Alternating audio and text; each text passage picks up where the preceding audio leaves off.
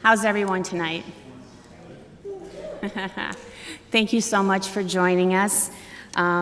Really appreciate everybody here today and everybody that's watching on Channel 79 for attending this meeting to learn more about Great Island.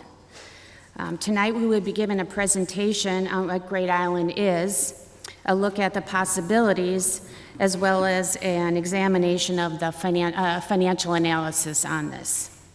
We will follow that with public comment and then a conclusion to our event. I want to thank everyone who has submitted. I'm going to have to go with the glasses. It's pretty dark up here. I want to thank everyone who has submitted public comment and for the inclusion in the record this evening. And I hope you will continue to share your thoughts with the Board of Selectmen, the Board of Finance, and your RTM representatives. So I thought I would start with giving you a little bit of background on the property and the sale process. Great Island was purchased by the Ziegler family in the 1880s, and it's remained in the family ever since. It is now controlled by the Steinkraus branch of the family, some of whom live in town. It's a distinct parcel of land, Great Island is, separate from the property along Long Neck Point, which is controlled by the Ziegler family. The properties were first offered for sale in 2018 at $175 million. In July of 2021, certain property lines were redrawn, and in February of 2022, Great Island was listed, put on the market for sale at $100 million. Members of the Board of Selectmen visited the property in March and discussed the town participating in the bidding process. And in eventually offering a purchase price of $80 million in April. This bid was rejected by the sellers, and they pursued other higher bids. Eventually, after being told by the broker and the seller that even higher bids were being pursued, the town offered $103 million to secure a contract for the property. To support such a bid, the town employed an independent appraiser to value the property on a best use basis to develop as many as 25 homes, each on a 2-acre lot, and that value was determined to be $107,840,000. Wayne Fox, the town's attorney, was a key part of the contract negotiations, and contract terms were also reviewed by a second lawyer, Mike Sweeney, from Carmody, Torrance, Sandak, and Hennessy. The contract was signed by me on May 23rd. We then began a series of due diligence procedures, including Phase 1 and Phase 2 environmental studies, on-site building engineering evaluations, site evaluation including wetlands restrictions, legal and insurance ramifications of the rentals on the properties, and we secured the services of Wesley Stout and Associates, planning landscape architects, to get an understanding of this parcel of land. Wes Stout and Tom Cross, who joined us this evening, thank you, prepared this presentation which you're about to see. Our town finance department and our Board of Finance are considering bonding alternatives and the impact the purchase might have on the town's bond rating, budgets, and property tax mill rates, as well as the combined impact of school improvements being made at the same time. Jim Palin, the chairman of the Board of Finance, will discuss this during the financial analysis portion of this presentation. So regarding the schedule going forward, RTM committee chairs are coordinating tours for any members that have not visited the property as of yet. On June 13th, a week from Monday, wow, it's pretty soon. On June 13th, the Board of Selectmen will vote on acceptance of the contract to purchase Great Island. On June 15th, the Board of Finance will discuss and take action on this purchase. During June, committees of the RTM will meet to discuss the purchase, and the full RTM will vote on June 27th to accept or reject the contract for the purchase of Great Island. In a moment, I will walk us through a presentation on the purchase, but first I want to make a few comments, some personal and some as your first selectman. The Board of Selectmen is pursuing the purchase of this land because it is the last great parcel of its size available in town, and it is truly the most beautiful and unique place in our area of Long Island Sound. This really is a once-in-a-lifetime opportunity.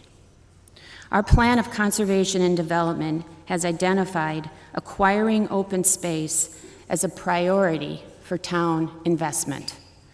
The property can serve many of the purposes identified as desired in that plan. With Darien's current development on the upswing, open space and recreation alternatives are not only desired, but will be sorely needed. Conservation of this fragile area is important. There's only one chance to purchase Great Island. We don't get to pick the timing. We did not get to pick the timing on this, and we had to bid the price we did to be able to be having this discussion that we're having here tonight. As noted in our plan of conservation and development, the town must be ready to act on a purchase when it becomes available. We have no preconceived plan for ultimate utilization of Great Island. You will see in our presentation some of the possibilities. I like to think that we are purchasing a blank canvas, something that will be painted on by all of our townspeople. It's exciting. It is exciting, really. And it will require funding, and it will take years for the possible uses of the property to completely take shape. I suggest we begin by purchasing the property, and we allow ourselves the patience and the time to decide on how best to use it. Our benefits will be individual, family, and community-oriented. People may move to Darien for the unquestioned quality of our schools and our dedication to constantly improving the educational experience for our children. People stay in Darien for the amenities a coastal community can offer. We must continue to invest in both. Great Island will make our lives richer, and I believe our real estate investments will gain in value.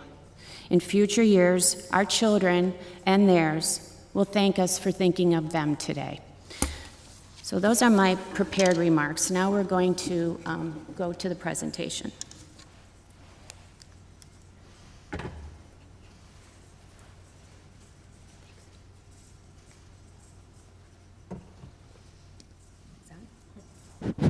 Hello?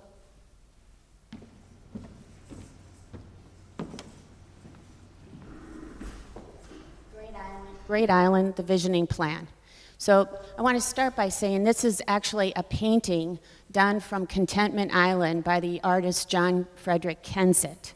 And Mr. Kensett was a founding member of the Metropolitan Museum of Art, and this is a painting he did from Contentment Island of Long Neck Point. So here we have an aerial photograph of Great Island. It's a 60-acre private island, and it has many different facilities on this that we're going to see. For the people that are watching at home, that upper body of water on your right-hand corner is actually Scott's Cove, and then down below on your lower left-hand corner is Ziegler's Cove, where you see those little white dots. Those are moorings, and then the Deepwater Cove there. So we'll see another aerial, but this has 1.5 miles of coastal shoreline.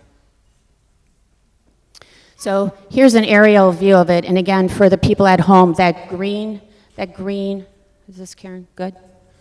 That green area is what is actually for sale on this parcel. So you have this main body here, and then you have this upper, up to your upper left for you at home, this entrance, which is where if you came down Goodwives, or you crossed Goodwives onto Rings Neck Road, Rings End Road, sorry about that, that's where you are there. These two gray spaces that are deeded open space, this is a marshland up here and a pond down here. So what is Great Island? It's a 60-acre parcel of land, as I said before. This is a bird's eye view. I think this is actually my favorite photograph. Gives you a real idea of, one, the sheer volume of trees on this island. And you can see, again, that marshland on your left, that's deeded open space. And this over here is that pond that's deeded open space. This, on that other map, remember the circle at the very bottom? There it is, covered a little bit by a tree. That's one of your entrances. And then here is another road that comes in. So here's a photograph of the main residence. And when you're looking at this, for those of you at home, that island that's above, that's actually Hay Island. And then this peninsula is Long Neck Point. And then if you look up really, really carefully up here on the horizon, you'll actually see that's Manhattan. And this is another photograph of the main residence. And it's tough to tell right here, but this is actually at 30 feet above sea level. And here is a little beach cottage and some changing rooms. And here's another photograph of Ziegler's Cove. So this is a 60-acre parcel of property, and a lot of people wonder, how does this compare with our neighboring communities? So we have Weed Beach, which is 27 acres, and we have Pear Tree, which is 7 acres. And I think if you're looking in Fairfield, comparables could be over Greenwich Point, Todd's Point, which has just shy of 148 acres. Waveney Park in New Canaan has a little over 300 acres, and Longshore in Westport has 169 acres. So again, you have that 1.5 miles of coastline, which I'll say a few times because it is truly unique to this parcel. So here's just another really beautiful picture. For those of you, for you at home or even here, this is actually Green's Ledge Lighthouse that I'm circling there on the horizon. Here's that right-hand entrance to the island. You can see, a really pretty entrance with the deeded open space on either side. And some additional really pretty pictures of different places that you could kind of pull over and take a little rest. Again, the tree canopy on this island is tremendous, and it's really does provide a lot of shade, and it's very cooling. So here's the Equestrian Facility. This is a Norman-style granite chateau-style facility, and it was designed by Raphael Gustafino. And if that name rings a bell, if you've been in Grand Central, that's the designer who did that beautiful building. When you look up that eggshell, when you're in here, you'll see a similar design structure. And he also did the Cathedral of St. John. So this has 18 stalls in it, and it has a sand riding ring in the back. There's a picture coming forward that'll give you what it looks like there. It has 3 apartments above the stables here, and then offices here, and a beautiful courtyard. This is a working facility, thus the horse. So here's another aerial shot, and we have on the right-hand side the names of the facilities that are numbered here, just to give you an idea of the existing structures that are on the land. Again, that beach cottage and changing room, and the stone carriage house. The greenhouse, it's called the greenhouse. It actually used to have a greenhouse off it. The house is actually white. But these are some descriptions, and again, those numbers if you want to go back and take a look. So here's a picture of the main residence. Again, it's 30 feet above sea level. The main residence is 13,000 square feet, and on either side are 2 villas that are rented. So there are 9 units that are producing rental income on this property at this time. There's 1 unit, this main residence, which is not. And we are anticipating continuing those rentals at this time. They generate income which will cover, more than cover the operating costs here. Here's the deep water dock. For those of you at home, the polo, it's a half-size polo field, and there's an equestrian sand riding ring there. This is the Norotan Fire Department the fire rescue boat. The family's been kind enough to allow the town to dock their boat there for at least 30 years, so we thank them for that. And here's that picture. Remember I told you the equestrian facility? This is that riding ring that's in the back, the sand riding ring. And again, these are numbers of those facilities that we saw on a previous page. Just gives you an idea of the size of them and what's incorporated. This bottom left photo is a stone amphitheater that's there now.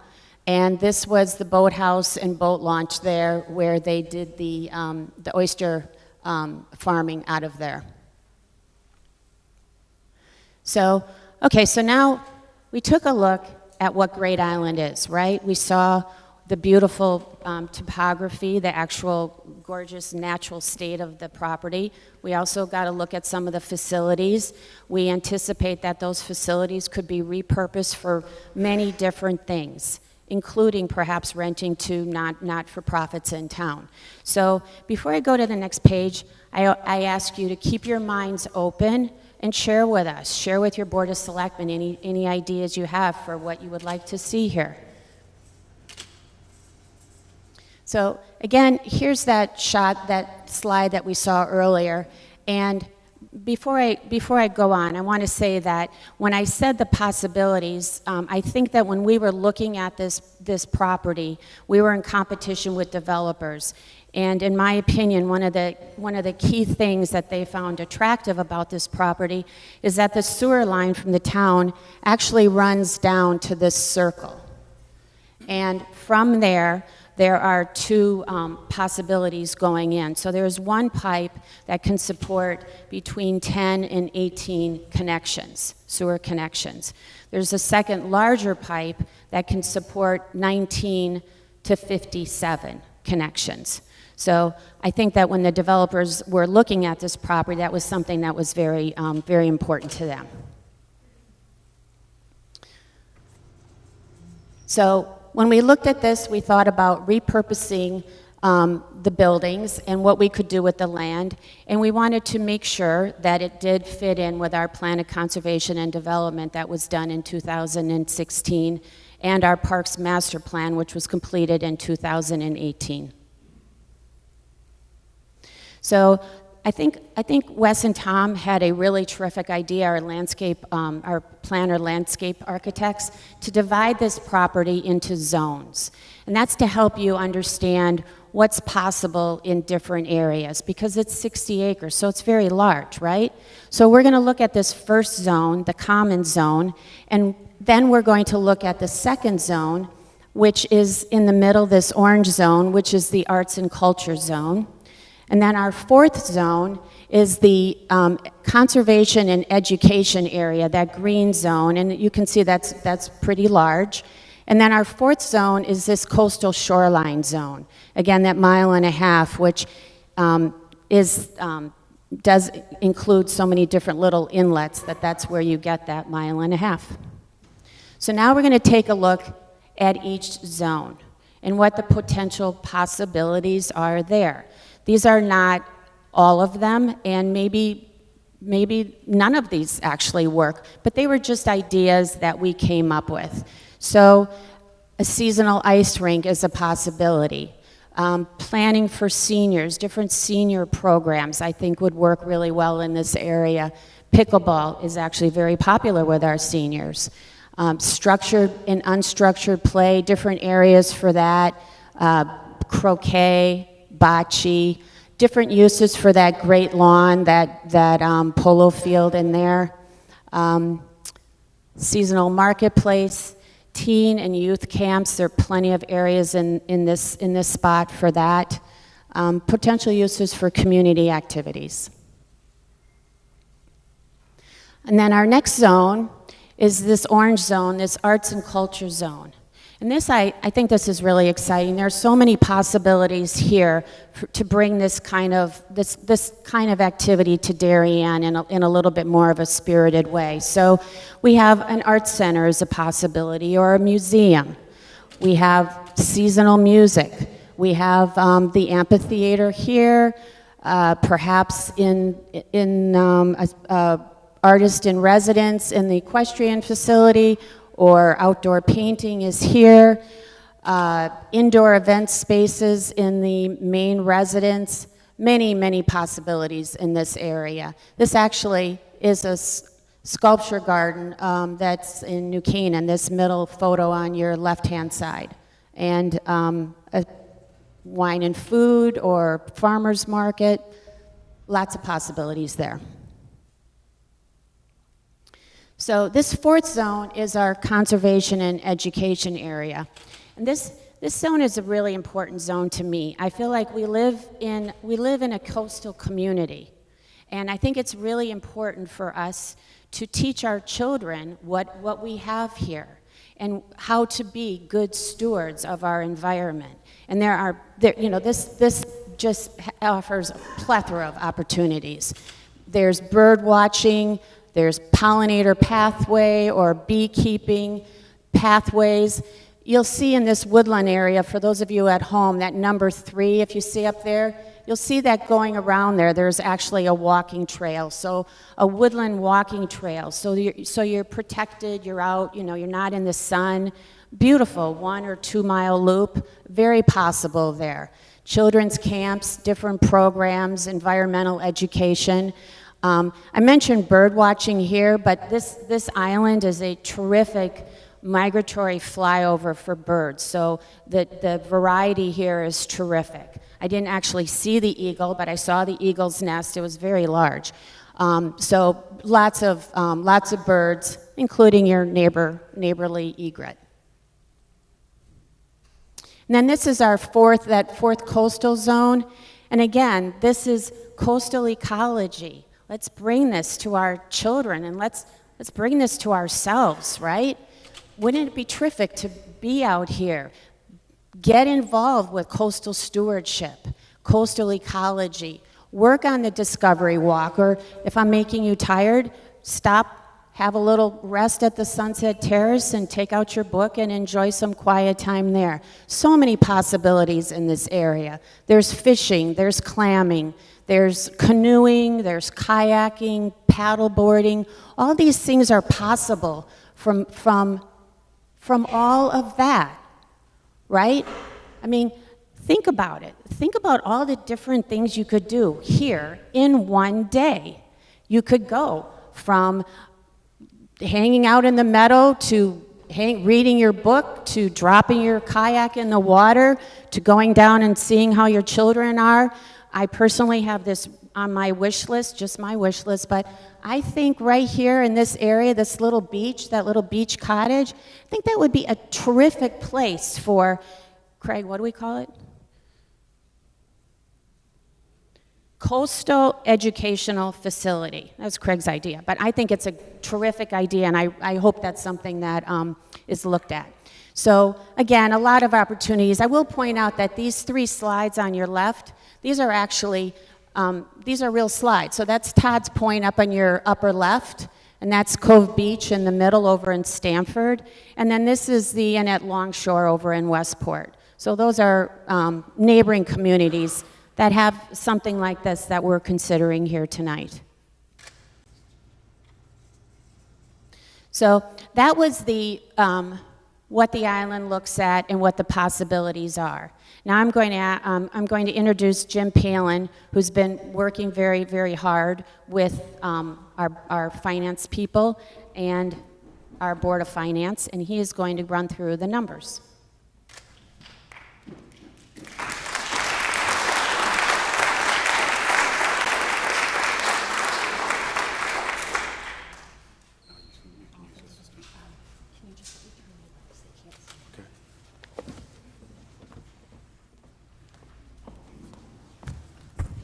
Good evening, everyone. filling in. This is the set of pages that John Zagrowski went through at the Board of Selectmen's meeting on Monday, so John's not able to be here tonight, so I'm filling in for him. This probably won't be as exciting as all the pictures you saw in the prior 20 minutes, but the idea here is to try to walk you through what we see as some of the financial implications of the acquisition of this, layered on top of other decisions that the town has made over the past 3 days and the past few years in terms of investing in our educational and public infrastructure. Okay, next page. Oh. Sorry, we're trying to get the lights off in the back. There you go. So I'm going to run through a few of the high-level terms of the overall transaction of purchasing Great Island. The agreed-upon cost in the purchase contract is $103 million. Staff has identified approximately $500,000 of closing costs, including some of the initial studies that needed to take place, legal fees, and other types of closing costs. In connection with the RTM's anticipated approval of this on June 27th, following that, 12 days later, the town will need to make a 1% security deposit to the seller. The appraised value, as Monica mentioned earlier, of this property, which was done by an independent appraiser, brought in the sort of best use appraised value of this property at just under $108 million. What that means is this was the value that was prescribed to the property that someone would pay if they were then going to put it to the best use, which could include development of the property. The assessed value, based on the 2018 valuation that our assessor's office undertook, is approximately $45 million. Again, that's 70%, as you may recall, of what the appraised value of that property was back in 2018, which would equate to approximately $65 million. The current taxes that the property pays, based on the $65 million appraisal and the $45 million assessed value, is $762,000. If we look at the rental income and expenses that exist and are attached to the property today, there's approximately $800,000 of rental income and $370,000 of expenses that are incurred to generate that income, generating net income of approximately $430,000. As Monica mentioned, the contract was signed just over 2 weeks ago on May 23rd. And inside the contract, the primary deadline is for all three of the primary boards in town, the Board of Selectmen, the Board of Finance, and the RTM, to approve the transaction no later than close of business on June 28th. And there's a 75-day diligence period, which began on May 23rd and extends through August 6th, by which the town and its advisors and staff can continue to diligence the property and look for any problems and so forth. So a few of the financial considerations that we looked at. This is a large purchase. It's $103 million for this property. It is large. I think no one's going to sort of disagree with that. I think if you look at that in context with other decisions that the town has made just over the past couple years, it was just a few days ago that the RTM approved approximately $77 million of bonding to demolish the portables and refurbish 3 of our elementary schools. And it's approximately 2 years ago that we agreed to pay just under $60 million to rebuild the Oxford Elementary School. So together, those projects are approximately $140 million, just to give you in context of some of the larger capital projects that have been going on in town here. If you look at the debt service that would solely be attributable to the acquisition of Great Island, it would be just under $7 million per year. And to put that in context, our current debt service that we pay today is approximately $10 million. And that continues to decline year after year as the town has historically paid down its debt relatively quickly. If you look at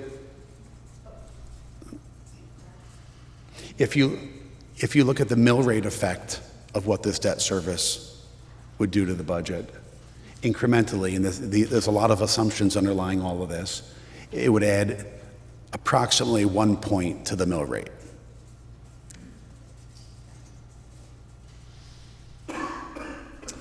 We are, with the Board of Selectmen, looking at what the anticipated operating expenses of operating this property could be and what the potential expenses could be associated with any type of development, but those are not baked into this analysis. Next page. As we think about bonding, the town certainly carries a healthy fund balance, which maintains our AAA rating, but this is not something that the town could pay cash for. This is something that we would absolutely need to bond for, like we have the recent school projects and the large capital investments. The timing of the bond issue would likely be this summer, sometime in Q3, in connection with the expiration of the diligence period and the actual signing, completion of the contract. Depending on what the town decides to do with this property, a portion of the funding may have to be done on a taxable basis. Historically, all of the town's debt that we have raised has been tax exempt. And that means that investors demand a lower rate of return because the interest that they earn on that is tax exempt. To the extent some of the uses are deemed to be private or non-public or non-municipal uses, a portion of the funding that's allocable to those uses could be 5, could be 10, could be 15%. It all depends on what the community decides to do with this property, could be taxable. As we think about the cost of taxable debt, generally 75 basis points higher than traditional municipal tax-exempt debt. Interest rates have risen sharply over the past 6 months. I think everyone is aware of that. Although I would say in the last 3 weeks and since the presentation that we originally prepared here, rates have come down 45 basis points. In terms of the analysis that I'll go through, we've used what I believe are some conservative assumptions around where interest rates are today, what our rating would be, and where interest rates would be in the future. Darien, as you know, is AAA. We're one of a relatively small minority of towns in Connecticut that maintains a AAA rating. A lot of that has to do with the metrics of our grand list, the metrics that this town is not dependent on state aid or other types of volatile income, and that we generate approximately 92% of our revenue, if you will, from property taxes. If the town was to have its municipal debt downgraded from AAA to somewhere in the AA category, that could add 10 to 30 basis points, depending on market conditions at the time and depending on what category in the AA rating we were downgraded to. My view in talking to advisors and others is that although it's a non-zero probability, that taking into account the debt that we would incur for Great Island, the debt that was just approved on Monday night, close to $80 million for the Hindley Homes and Royal School Districts, and the debt that we just took on, the close to $60 million for the Oxbridge, it's a non-zero probability, but I think it's a lower probability. But the effect of that is not significant in the grand scheme of our overall financial profile. And then I would just caveat, as was discussed Monday night, when the RTM and the town decides to bond, we're approving the bond resolution. How the Board of Finance ultimately issues that debt, whether it's over 30 years or 20 years, and we have the option with the acquisition of this property, and whether it's level debt service or level principal or other types of scenarios, that's always up to the Board of Finance, although we work with staff and our advisors to make sure that we achieve the overall lowest cost of funds and the most conservative profile. This is meant to give you an idea of what our debt profile would look like post the issuance of close to $80 million of bonds for the Holmes, Hindley, and Royal Schools, and 103 and change for the Great Island. On the bottom, you can see the solid gray shows our existing debt profile. We currently have approximately $84 million of debt, and we pay down between $6 and $7 million per year. Stacked on top of that, you can see there's a gray bar, hopefully you can see it in the back, with small white dots in it. That represents our anticipated profile for the Hollow Tree, for the Holmes, Hindley, and Royal School renovations. That assumes it's issued over 20 years, and it's assumed it's issued in 3 different tranches of debt, one beginning in 2024, 25, and 26. On top of that, the green bar is for Great Island. Again, this assumes $103.5 million worth of debt issued over 30 years with level debt service. You can see, based on these assumptions here, that our debt would peak at $243 million. For those of you who have been in town for a while, the debt in town has never exceeded $100 million. That is not because this town has not invested in our infrastructure, whether it's police station, whether it's town hall, Mather Center, schools, high school renovations, or beaches. We consistently invest. It's just been done so stretched out over a much larger period of time. The combination of Oxbridge, 60 million, HHR, which is just under 80, and Great Island at 103 would compress that. But as you could see, and I'll get to in a later slide, the town can still afford to aggressively pay down its debt to maintain what I believe is a very conservative profile. Next page. Here, what we're doing is we're taking the outstanding debt that was on the prior page and converting it to debt service, because that's what's ultimately baked into the budget, which determines the mill rate in your taxes each year. Again, the solid gray bars are existing debt service. You can see starting at the left side, the dark gray line starts at 10 million. That's how much debt was included in the budget we just approved about a month and a half ago. And you can see that those lines decrease by about $1 million per year for the next 5 years and brings our existing debt service down closer to $5 million. Oh. What's the red?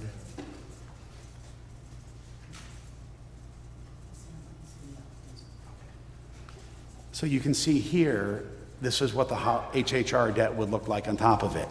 It would bring the maximum. You can see this gray area with the white dots is the HHR debt. You can see that it brings the maximum debt service up to approximately $12.5 million right there. But that, as a result of our profile, you can see that it comes down relatively quickly to closer to $11 million, which is what I call our run rate or our steady state pro forma for the HHR bonding. When we add the $103 million for Great Island on top of that, you can see that again, our peak 2026 debt service climbs up to approximately $20 million. That's relative to $160 million budget, and then it trails off back down to around $17.5, $18 million in terms of steady state. When you look at our overall debt service, currently in the budget we just approved is approximately 6% of our overall spending. Based on certain assumptions about increases in spending, 2.5% to 3.5%, and other things that we know about in terms of growth in the grand list and so forth, you would see debt service rising to approximately 10% and then beginning to decline by about 0.5% per year. And within 10 years, we're back down to 6 to 6.5% of our overall debt service. Next page. On this final slide right here, what I've attempted to do is illustrate for the median homeowner, median taxpayer here in town, what the effect of this acquisition and the bonding, as well as other bonding that we've recently approved, would have on the overall taxes. Starting at the top, we're going to look at the median appraised value based on the 2018 assessment cycle was $1.22 million. As you know, the assessed value of your home is 70% of that number. So the average assessed value of a home, or the median assessed value of a home in Darien is $850,000. To give you an idea of what that means in terms of overall expenditures, our grand list is currently $8.7 billion. We have about $12.5 billion of market value real estate based on the 2018 assessment. So the median home at $854,000 of assessed value is approximately 0.01% of our grand list. So for every $100 we spend, that homeowner has to pay for 1 penny of it. Fiscal 2023 taxes for the median homeowner was based on a 17.23% mill rate, which will take effective with your July 1 tax payment. that median homeowner will pay $14,722 in taxes. Given that we saw there's some volatility in our debt service, in terms of a spike, a little bit of a spike in the increase in the next couple of years, and it trends off relatively quickly, we looked at what is the effect over a 5-year period on the median homeowner. The new Board of Ed and Board of Selectmen capital projects, which included some new sidewalks, a new track at the high school, and some other projects which totaled around $4 million, will add $30 on average to that median homeowner's taxes between 2023 and 2028. As we look to bridge further over the 5 years, the HHR debt of $73.5 million, that's $77.5 that was approved, less an estimated grant of approximately $4 million, would add $550 to the median homeowner's taxes. Great Island, which we're here discussing tonight, $103.5 million, would add $641, a little bit more than what HHR did. But if you look at it inclusive of the other projects that we just approved and are in the midst of building for Oxford, it's generally comparable to what we've done on the schools. If you look at operating expenses, assuming a 2.5% annual increase in operating expenses, net of the revenue growth that we've seen, that would add $1,800 to the median homeowner's taxes in terms of bridging from 2023 to 2028. So I just want to focus on this number for a second. Although we're talking about some large capital investments here, and we've recently approved some, we do have the ability to bond those over 20 to 30 years and spread those costs out. So when you think about how our taxes are built, operating expenses still include the largest portion of our taxes.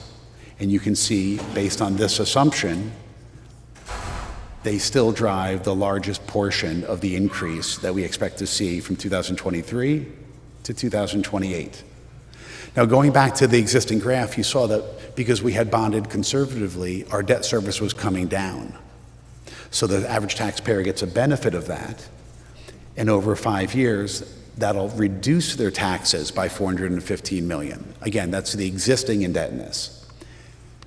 And then finally, if you look at grand list growth, that will reduce the average homeowner's taxes by $204 over 5 years. The assumptions behind that are relatively conservative, and they assume that the grand list, the existing grand list, absent any revaluation that'll take place next year, grows by 0.5% per year. In addition to those assumptions, we've taken out the $45 million, which is the assessed value of Great Island property, and we've added back in an estimate for the 3 large commercial properties which will come online over the next 12 to 24 months. And so when we look at that effect, we estimate that the median homeowner's taxes would rise from $14,700 to $17,100 over 5 years. That's a $2,400 per year increase and represents a compounded annual growth rate of just over 3%. As you would expect, the mill rate also grows by 3.07%, going from 17.23, which we just approved in May, to a tad over 20. The grand list, you'll see, that grows from $8.7 billion, which is what we set taxes on just a couple months ago, to $9.3 billion. Again, that's the assessed value, which is 70% of the actual appraised value. And that's a 1.4% increase in the grand list. Again, that's composed of the 0.5% per year that we assumed, plus amortizing the large commercial properties that would come online into that 5-year period. I've included an additional column here on the end, which shows what a $3 million home, which is assessed at 70% of its value at $2.1 million, what would happen to its taxes. These are all proportional and all based on the homeowner's assessed value, and you can see that that homeowner would grow from $36,000 to to $42,000 over a 5-year period, which is also 3%. So again, these numbers in here are a result of the large capital projects we're taking on. These are a result of the anticipated operating expenses. I would point everyone to this red bullet on the bottom here. There are a lot of assumptions baked into here. Market rates, how we would bond it, growth in operating expenses, growth in the grant list. So these are estimates.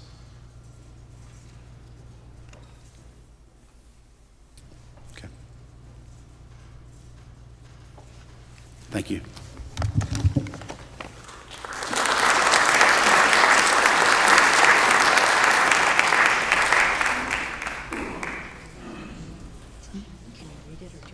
A little light, yeah.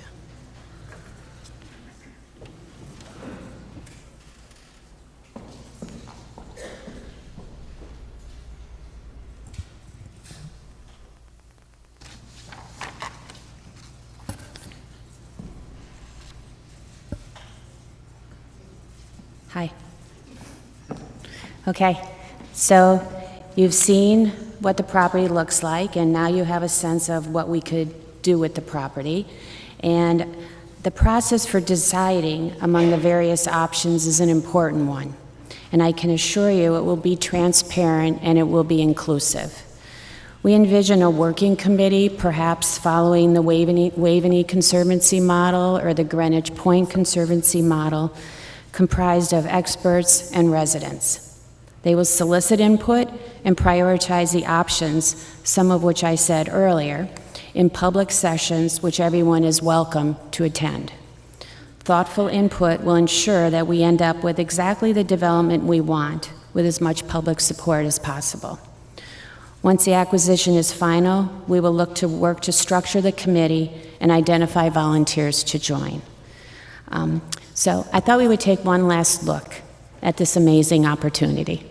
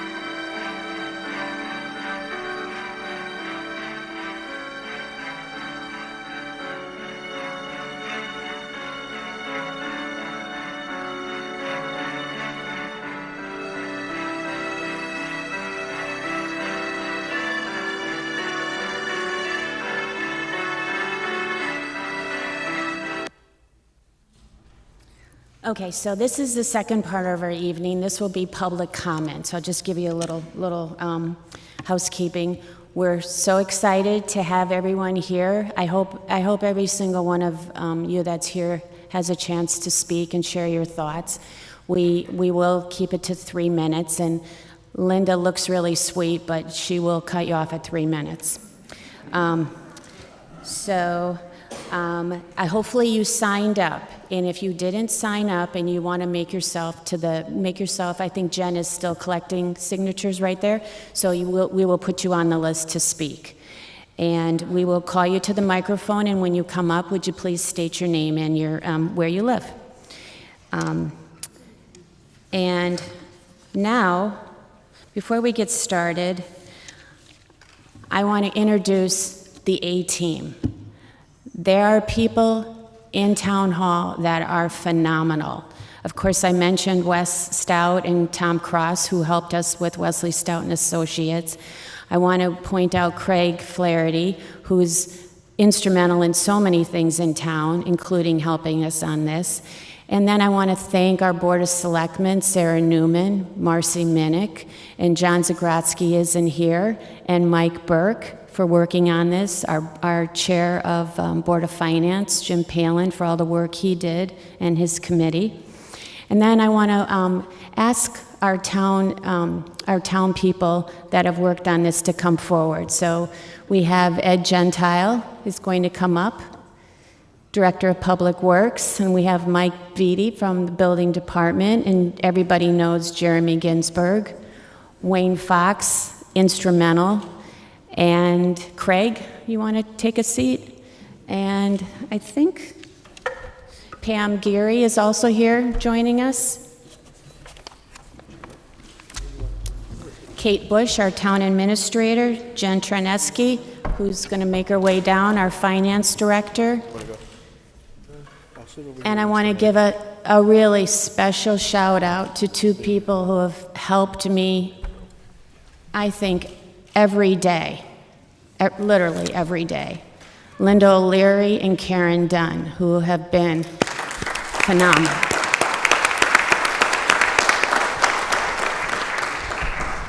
So now what we're going to do is we're going to ask you to come down and tell us what you're thinking.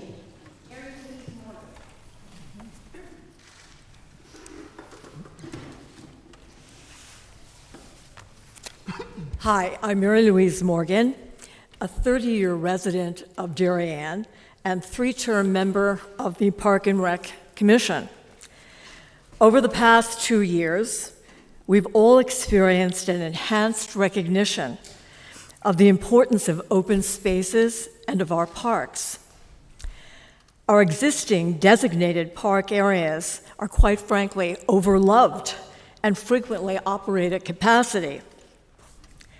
The purchase of Great Island represents a once-in-a-century opportunity to secure public access to a unique and high-quality space which otherwise will be lost forever. I strongly advocate going forward. Thank you.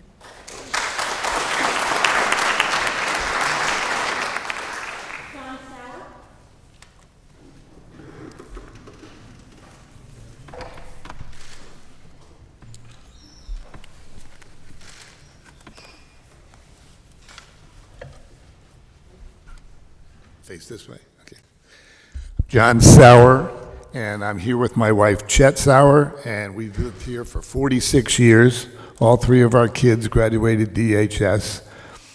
We consider ourselves really blessed because about 30 years ago, Jane and Bill Ziegler granted Chet complete access to the Ziegler property as an artist. I'm talking all day, 7 days a week, anywhere she wanted to go. And boy, did we take advantage of that. Anyway, also 25 years ago, Bill Ziegler was the first person to invest in a little venture of mine. He loved entrepreneurs. I say that to show that there are no sour grapes in the Sauer household towards the Zieglers or this property. Now, I have an MBA in finance and a law degree. I spent the first half of my career as a corporate financial executive for a Fortune 100 global manufacturing giant. I know markets, both national and international. Since I've retired, I've relied on people like Stuart Varney, Peter Schiff, Larry Kudlow. Never really was a fan of Jamie Dimon, but lo and behold, last week he dropped the bomb about what he called the coming economic hurricane. Wow. This is what bothers me. I love this presentation, love the financials, but it's all built on historical data. And every expert out there on the national and international scene said we are coming into something that we have not ever seen before, and it's really, really bad. Now, one thing that bothers me the most is, unlike most people think, not everyone in this town lives on a high six-figure salary in multi-million-dollar homes. For example, we have 3 volunteer fire departments, been here since day one. They were never run by corporate executives, but by hardworking, middle-class guys. We're talking mechanics, we're talking, carpenters, machinists, whatever, plumbers, electricians. I don't want to see the day that Darien becomes a microcosm of California, when people who have lived here all their lives have to move and go somewhere else because they can't afford to live here. And it really bothers me that nobody seems to think that could ever happen here. We are not totally insulated. We have small business owners. We have retired people on terrific pensions. I'm one of them, but a pension never grows. That's why it's called fixed income. So Darien is everyone's home here. I think that everyone counts, not just a certain group of people. So that's my thought. Think about this. Really think. Don't just rush in because it's beautiful and it'll never happen again. Thank you. Thank you.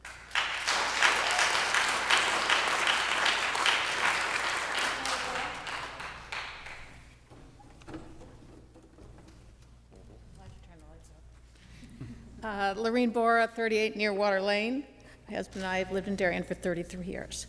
I've served on the Board of Finance and currently serve as the chair of the Parks and Recreation Commission. The following comments, while drawn from my experience on Parks and Rec, however, are my own. The commission will discuss the purchase and determine a sense of the meeting at our meeting next week. The town's proposed acquisition of Great Island is an unprecedented opportunity that I support without reservation. As detailed in the presentation, the cost to each Darien resident is not insignificant. As a recent retiree, I'm acutely aware of how far each of our dollar goes is shrinking almost weekly. Yet I urge each of you not to focus on the cost of the acquisition, but its value. Put simply, the value is the preservation of a magnificent parcel of open space, which is critical to the well-being of both humans and the environment, which can also create economic value for this town. In the April issue of Parks and Recreation, not to be confused with the TV show, but the official publication of the National Recreation and Parks Association, there's a very informative article titled Studying the Health Benefits and Economic Impact of Parks. The NPRA has studied the many facets to Parks and Recreation's economic story, including environmental, business development, tourism, and higher property values. The report, resulting from their significant research, presents a thorough view of how parks and recreational support healthy, productive lives and resilient, cohesive communities. The report divides its funding into several categories, including physical health, showing the linkage between park access and increased physical activity, recreational programming, outreach, and community activities lead to greater levels of physical activity, which is correlated to better health outcomes. Mental health. Significant research correlates parks with positive mental health results from both increased activity and being near open space. Social health. Parks have the ability to promote social cohesion, which is associated with reduced levels of depression and stress. And environmental health. Parks have the ability to improve air quality and help communities adapt to change in climate. This is all based on research. Closer to home, the Connecticut Department of Energy and Environmental Protection's website states that Connecticut's natural diversity and scenic beauty add immeasurably to the quality of life of its residents. The state's prosperity has always depended upon its natural resources. It states, for Connecticut to remain an attractive state in which to live, work, and play, it is critical that land development be balanced with land conservation. In 2018, DEEP issued the Green Plan, Connecticut's comprehensive open space acquisition strategy, with a state goal to protect over 673,000 acres, or 21% of Connecticut's land. The proposed acquisition of Great Island aligns perfectly with the Green Plan and its priority areas. Am I done? Well, you can finish your sentence. Okay, all right. Well, I've got a little bit more, but I will turn it in. Much of what I was going to say, Mary Louise also covered, so in terms of what's happening in our parks. So, thank you.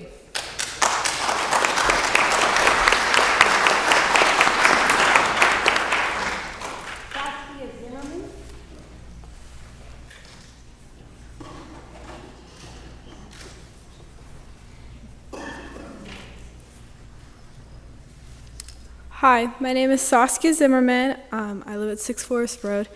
I'm a Darien High School student, and I'm speaking today because I want the town to purchase Great Island. Looking at the pictures of Great Island, the property is beautiful. Majestic rocky shores looking out on the serene waters of the Sound, luscious tree coverage. But beyond beauty, this island is providing a valuable service unobtainable by developed land. These mature forests are retaining water, providing shade, housing rich ecosystems, and sequestering carbon. That means that they're keeping carbon out of the atmosphere where it would otherwise be warming our planet as a greenhouse gas. This is an opportunity to break a pattern of prioritizing profits of our planet that has allowed us to get to the point where we are now, witnessing the apocalyptic effects of the climate crisis in real time. This is an opportunity to show the youth of Darien that the adults around them care about them and will fight to keep them safe and healthy. It's hard to fight alone. Maybe some of you recycle at home. Maybe you bring your own bag to the grocery store when you remember. But sometimes it feels like all these actions, are they really worth it? You care a lot, but it feels like these actions are just a small drop in a big ocean. Here's a chance to make a big change together. Here's the chance to show us that you care.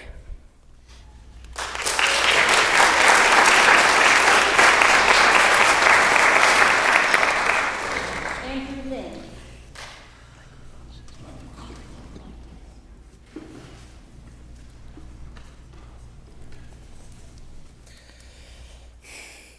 Good evening. My name is Andrew Lynn. I live on 1 Harriet Lane, and I'm a graduating senior from DHS. In my opinion, the town of Darien should try to limit the amount of development and focus on maintaining the natural beauty of Green Island should it purchase it. It is my wish that we preserve its natural resources and not tarnish it with development and pollution. When I hear 60 acres of undeveloped land, I don't think of new buildings to be built. I think of a serene and beautiful plot of genuine New England land untouched by humans. I think a place where people can go to marvel at the unique landscape and ecosystem of Darien, away from the influence of cars and waste. I think of the profound and deep beauty of nature that no court or rink could ever replicate. Not only do I think of the charm of such a place, but of the practical reasons to reduce development as well. In order to safeguard the future of not only Darien, but humanity itself, we must preserve nature. In the future, we need to preserve at least 30, if not 50% of all nature if we want to halt climate change and the negative effects of human development. And we currently only preserve 15%. If we are to ever solve this crisis, we have to start small. Only when everyone works on the tiniest of scales is when major change will happen. So, my fellow Darien residents, I say we should start with the small by preserving Great Island and one day turn that 15 into a 50.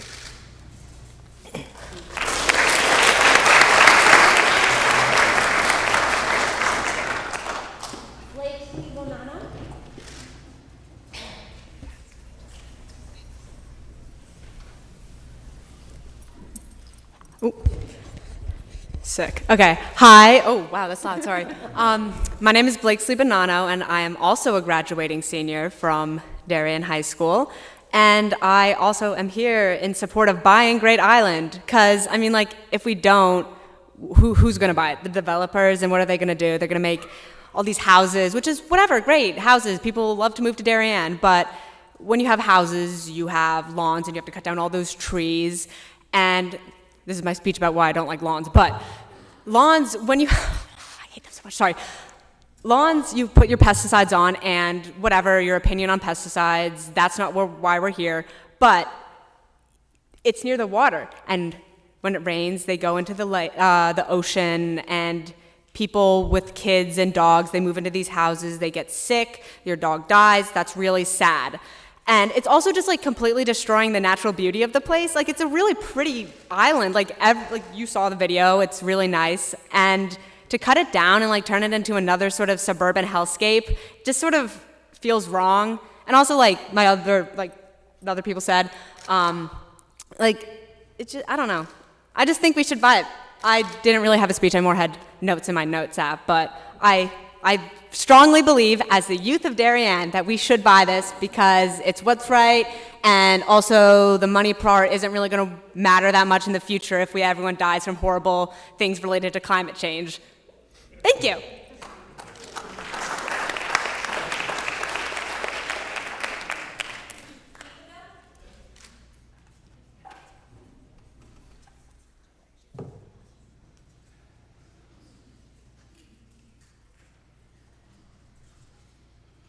Good evening.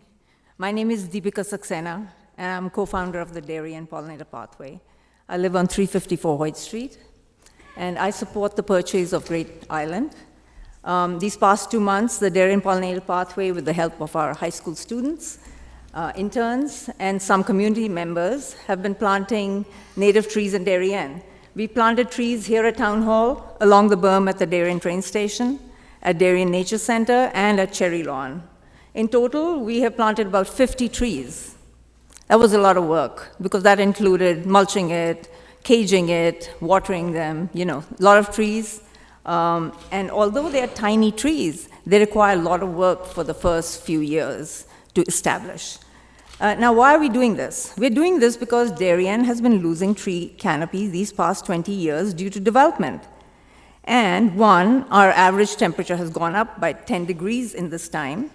We've had serious flooding issues, and we feel that it's important for the mental health of our community that our parks and other open spaces have trees on them.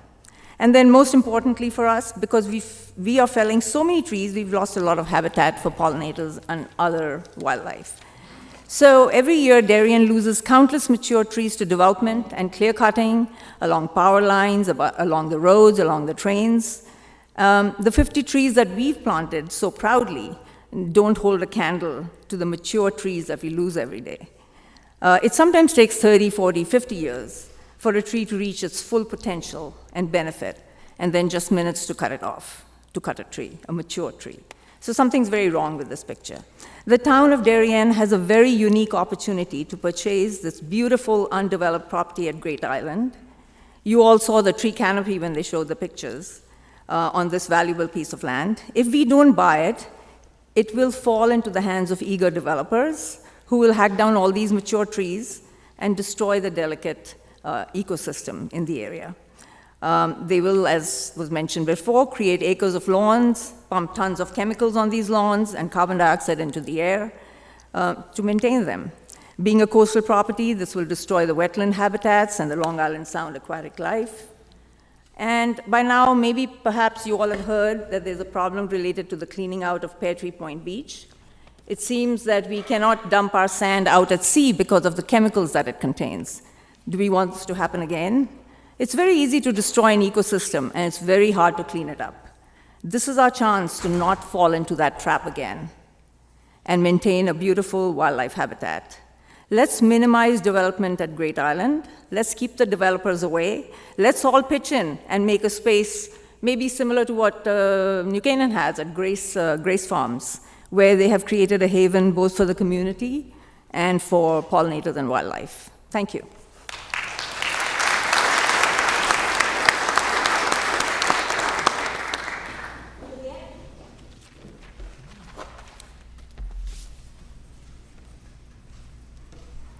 Good evening. I'm Juliet Kane, 81 Locust Hill Road, and I'm also co-chair of the Pollinator Pathway with Deepika. I fully support the town's purchase of Great Island. A pertinent question that was asked at the Board of Selectmen meeting last Monday was, what is the cost of not buying this property? And we've heard tonight that we know if the town doesn't buy this property, it will likely be developed with an estimated 25 or so homes. Development would see the loss of an extensive tree canopy, as Deepika's mentioned, with all the associated health and environmental benefits. With all the other tree loss occurring in town, what would be the cost of that added loss? Deepika also mentioned our rising temperatures, and we've experienced firsthand the flooding caused by too much impervious surface. The development process itself would give rise to noise, air, and water pollution. And the houses that would be built, as Blakesley said and Deepika said, would be surrounded by lawns guzzling water and chemicals that harm us, our pets, and which flow straight into Long Island Sound, where they contaminate the fish and the seafood we eat, in addition to contaminating the soil. What is the cost, for example, of medical treatment for cancer and other illnesses proven to be caused by the use of cosmetic chemicals? These are just some of the costs of not buying. The town's 2016 Plan of Conservation says that towns should be educating residents about threats to water quality from lawn fertilizers, herbicides, and pesticides. Well, here's our opportunity to educate. The plan also states that open space, meaning undeveloped land, not land free of trees, I would add, can help protect community character, enhance the quality of life, conserve important natural resources, provide wildlife habitat, and provide fiscal and economic benefits. It goes on to say, as Monica said just now, that Darien will seek to acquire land for open space, but it notes that with 97% of the land area in Darien already developed or committed to different land uses, opportunities are limited. And one of the specified policies in that plan was to consider acquiring waterfront property should it become available. We've hit all the goals with this property. Acquiring the Great Island property would enable the town to execute on many of the policies and action steps it recommended in its plan of conservation, so the plan can become actionable and not remain aspirational. I don't think we can let economics alone determine the decision to buy and measure it solely in terms of a high buy-in price, debt service, etc. The town has this rare opportunity to acquire and preserve a beautiful piece of land, and the long-term health, social, and environmental benefits that were mentioned just now need to be considered. Otherwise, any land acquisition could be defeated simply on the grounds of price. Well, just let me talk about the interns. So you heard our wonderful Darien High School students tonight. They are all interns with the Darien Pollinator Pathway. And we have others who weren't able to come tonight, but who submitted testimony in support of the purchase. It's they and their children who will most benefit from the town's purchase and be most harmed by its failure to buy. We are accountable to them. Our actions today affect them tomorrow. We need to think long-term about what kind of legacy we're leaving these young people. Should we be messaging that money trumps everything in our decision-making? Won't that simply increase the pressure these kids already feel about their futures and how they're going to measure up? We should be setting an example, thinking long-term, thinking of this as an investment, and taking into account and valuing the health, especially the mental health, and other benefits, similar benefits, afforded by the opportunity to buy Great Island. Thank you.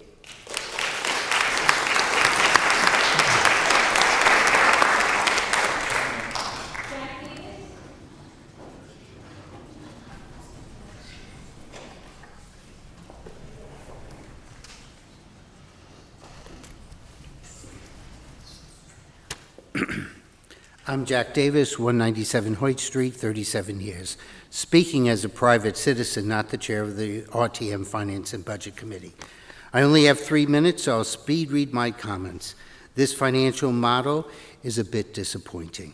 Any typical land acquisition would have a 5-year pro forma statement showing both direct and indirect incremental costs, income, capital expenditures, and debt service. What I see here is not that. Very strong possibility the town will be downgraded.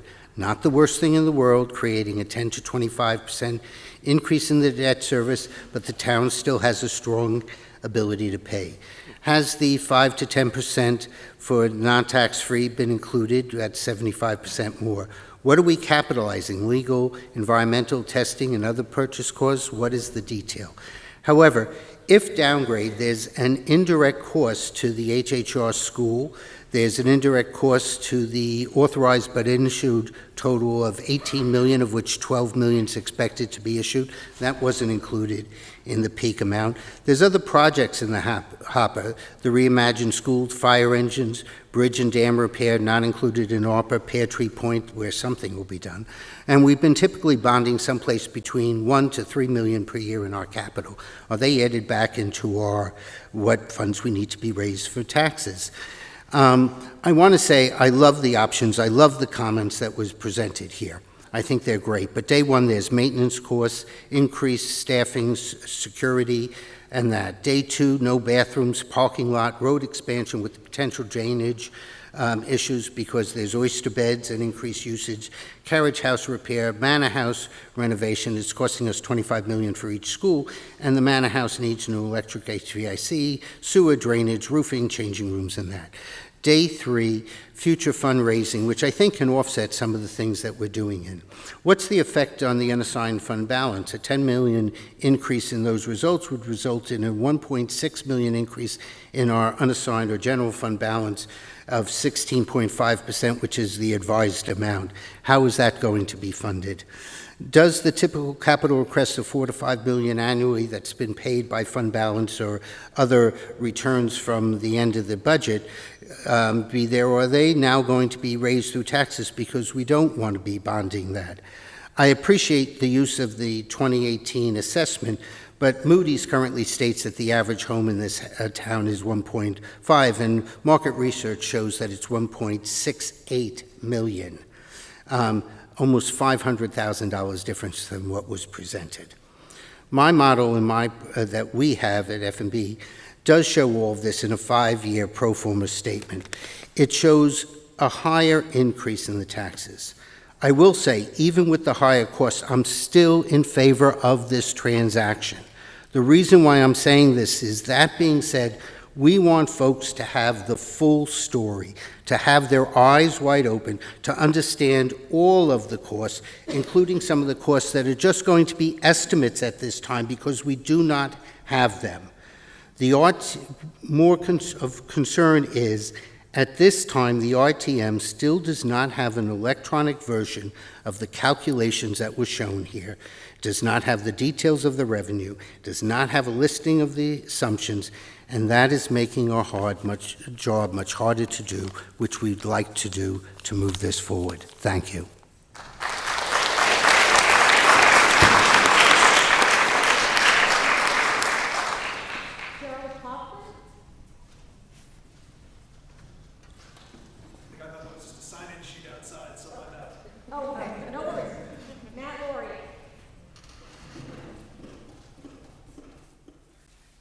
Hi there. My name is Matt Loria. I've lived here for 8 years, 3 kids in the public school system.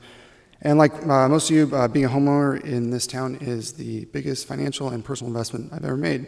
The way I see it, we have multiple parks, we have multiple beaches already. I don't see that we're getting a whole lot additional from this that we don't already have. Up there it says appraised at $108 million, which is highly subjective. This is the top of the market for an asset which is extremely illiquid, and there's no real comps for it, and we're only getting a $5 million discount. That seems like a big mistake. Adding 1 point to the mill rate, I think, is a bad idea, and increasing it to a mill rate of 20 by 2028 is a terrible idea. When we moved here, the mill rate was a critical part of the decision we made, and currently Darien is below New Canaan, and this pushes it above that. We've raised the mill rate already for 2023, and by the way, Greenwich just lowered theirs for 2023. I find it shocking that creating yet another park is the best use of $100 million, and we're rolling the dice by doubling our debt. The hockey stick debt chart that shoots up there but theoretically gets paid off in 20 years was a bit disturbing, to say the least, and there are tons of assumptions baked in there. At no point was mentioned the opportunity costs of especially developers building new houses on the property would generate enormous amounts of tax revenues, which benefits residents across the board. And as a side note, the vast majority of residents are not even aware that this has happened or that we're even talking about this in this room. Informal polling that I've done indicates that, from my perspective, that most residents are not supportive of something like this. In conclusion, real estate is at all-time highs. Rates are going higher, and we haven't had a recession in 14 years. And so are we going to lever up and put the financial stability of our town in jeopardy for a park? This seems unnecessary. Thank you.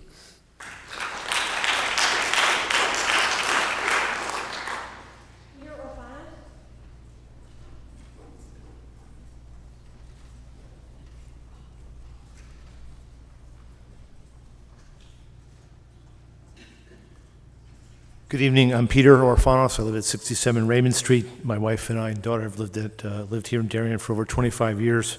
I'm also an RTM member. I'd like to commend this team for the presentation tonight and all the work that they've done to bring this opportunity here. This does represent a truly remarkable opportunity. However, I remain undecided, and I've been wrestling with the proposal for a long time. I actually have some personal experience on the island, have had a very close friend live there in one of the stable apartments for 4 to 5 years when we were all new residents in town. I also commend the students who have come up to speak. I think it's great, the points they made. However, one of the things I'd like to point to them, that the reason why the Darien High School that they go to is so great is because of the financial responsibility this town has exercised over my entire period of residence. I think we need to think about that and continue to think about that going forward.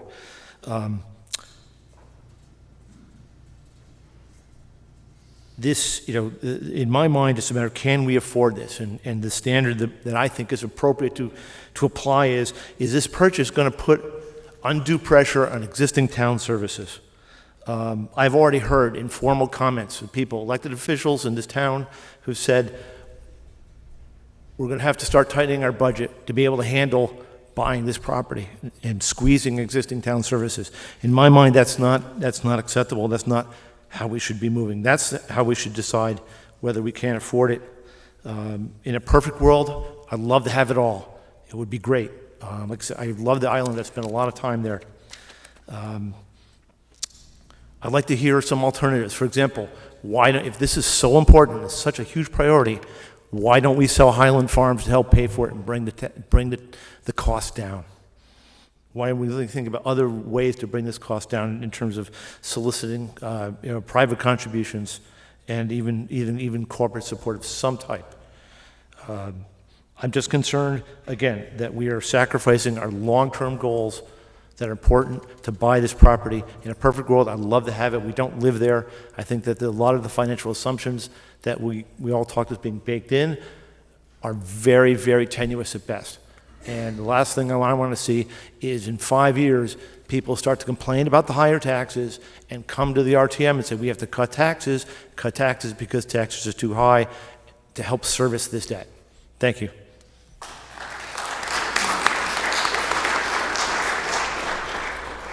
Joanna Walsh.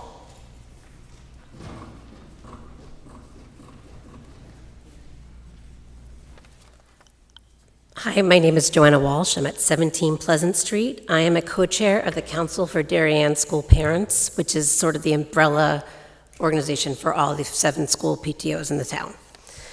We are not hearing from parents yes or no on whether to buy the property. What we are hearing from parents is a concern that this will affect future education budgets. People do not move here for our parks and beaches. People move here for our schools. Darien High School is currently the #1 school in the state, and it did not get that way, nor will it stay that way by, quote, just, quote, meeting education requirements. In 2020, the Board of Finance felt that the future was too uncertain in the face of the start of the pandemic and asked the Board of Education to look for $1 million in cuts to the school budget, which would have saved households between $60 and $200. If Darien purchases Great Island, tax bills will increase many, many times that. The town must decide if taking on this debt burden is worthwhile. But Darien has already decided that the schools are our crown jewel. We expect that no matter what happens with Great Island, the BOE budget, with the superintendent's initiatives included, remain #1 priority. Thank you.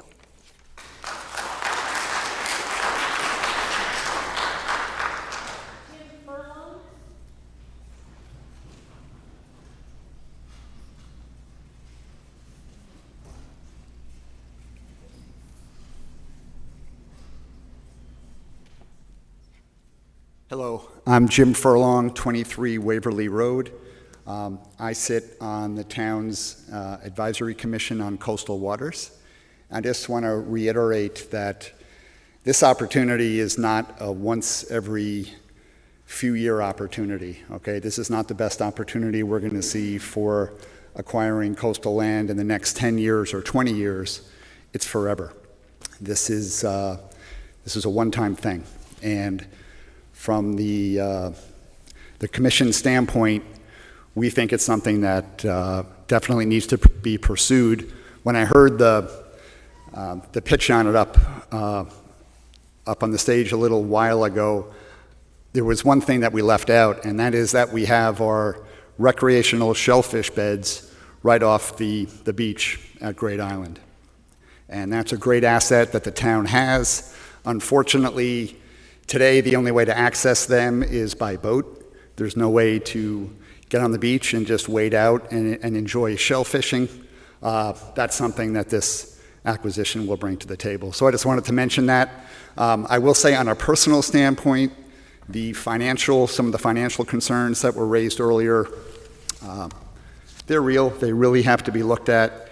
These decisions need to be made with the value for all town residents to be taken into consideration. And I think that's something that I know you're going to look at very seriously.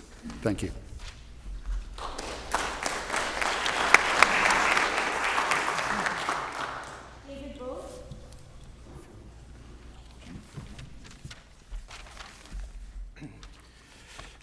Thank you. David Vogt, 22 Circle Road, resident of 20 years, supported every town budget, every Board of Ed budget. However, tonight, unfortunately, I can't support this budget proposal or this proposal for all of the capital projects based on incomplete information provided by the Board of Selectmen and the Board of Finance. The proposal as currently outlined is not only fiscally irresponsible, but the timeline is incredibly rushed, resulting in many more questions than answers.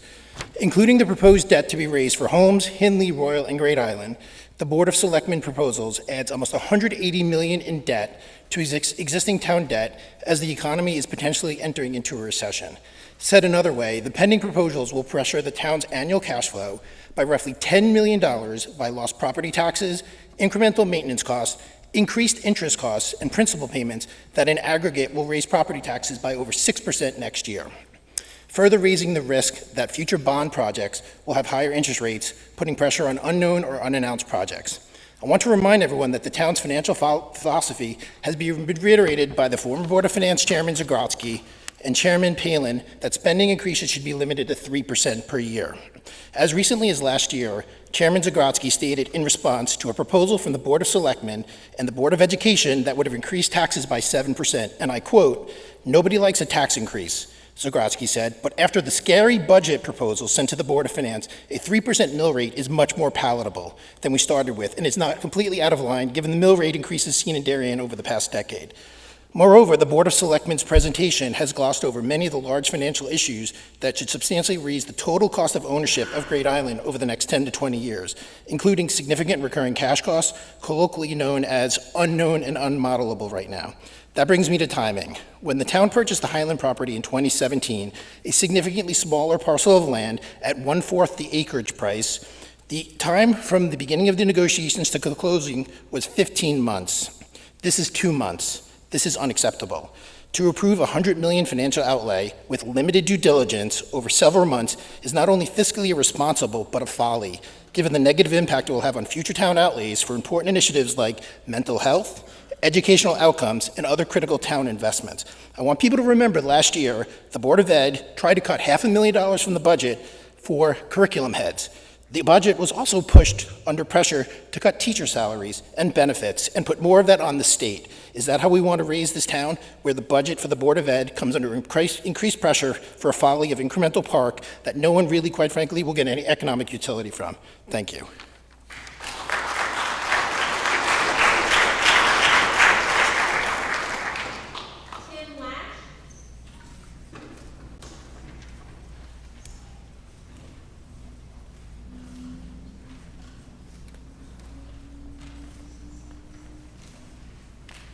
Hi, Tim Lash, 17 Stony Brook Road, resident for 16 years. Kind of referring back to the Oxford Ridge property, and it's called Highland something. Still a fairly undefined space as to what we're supposed to be doing with it. Thinking back to that period of time, and my recollection may be off, I remember we bought the property, and then we realized afterward we couldn't do X, Y, and Z. If you're going to spend $100 million, it's very important that we know what we can do with the property. We need to know if there's any zoning issues, if planning is going to allow us to do the things we want to do there. It can't be we bought it, but $100 million, town needs to own it, not kind of own it. And I just want, hopefully we have a clear understanding of what those restrictions would be. The second thing is, whenever we seem to buy a property, we need to know if we have clear rite of passage from Post Road down to this property. Are we going through any private roads such that we're going to have some sort of negotiation with the neighbors? Are we going to be told our activities are too loud or too noisy or there's too much traffic? on the Tuesday presentation, we haven't done a traffic study, we'll do it later type thing. Are we going to be told, well, geez, we can't really use it the way we wanted to because there's too much traffic? So there's just some big considerations that are sort of being glossed over. I just don't want to get into a situation where we spend $100 million and we can't do all those nice, wonderful things that we wanted to do because of the neighbors, because we don't have an easement, or because we need to expand the entry road. And oh, by the way, we can't do it because of environmental rules. It just can't end up being a $100 million park for the neighbors in that area. It needs to be a town-wide asset at $100 million. It can't be hidden away behind environmental issues or easements or planning meetings. It needs to be something we can actually take advantage of. We're going to start paying for it day one. And so as much as I would like to take whatever amount of time to make it useful for the town, people who live in the town need to be able to take advantage of it within a reasonable time frame. So that needs to be sorted out. And then just lastly, in addition to the usage, just making sure that we know, on the numbers, there were some things, we didn't talk about the elephant in the room. There was a former speaker that did, kind of hinted at it, but we talked about we're spending 70 or 80 million for the elementary schools. I have no idea. Do we have a $50 million bill for DHS coming down the road in 3 years for roofing and renovations? Do we have a Middlesex Middle renovation hit coming? I think there are some big unknowns that should be kind of known that we need to be very confident that we aren't going to be facing here in the next few years, because that's a huge heap of debt. And there's going to be school projects and there's going to be other projects, and we need to be honest and upfront about what kind of reserves we have for those. So just that, I'm excited about the project. I'm always excited about a nice sizzle reel of footage. It's easy. It's a great sale, but we need to recognize some of the other elements in the room, what we're actually going to be able to do with this property, and we can't find out afterwards, hey, we can't do that. Not for $100 million. Thank you.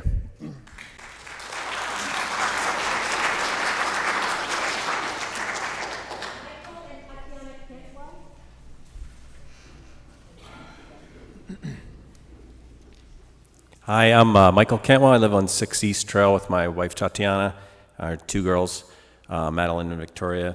One goes to MMS and the other to Tokenique. I don't have a long speech. I just wanted to say, when I first heard about this project, I was obviously concerned about the size of the investment.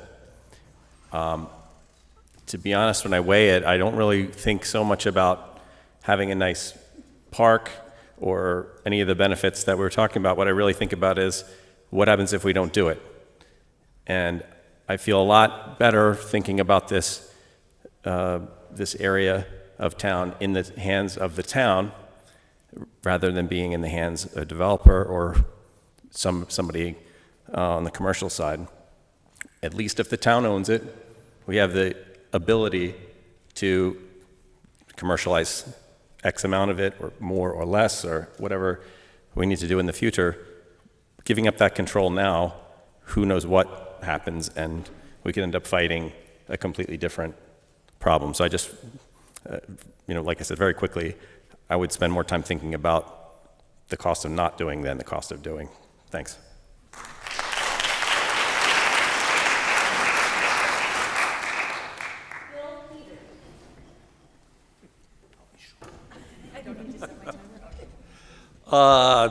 In respect to John Sauer, I want to say volunteerism is alive and very well in this town. And I've lived here my entire life. And when I was a child, this town had the opportunity to buy the Country Club at Darien for a few $1 million.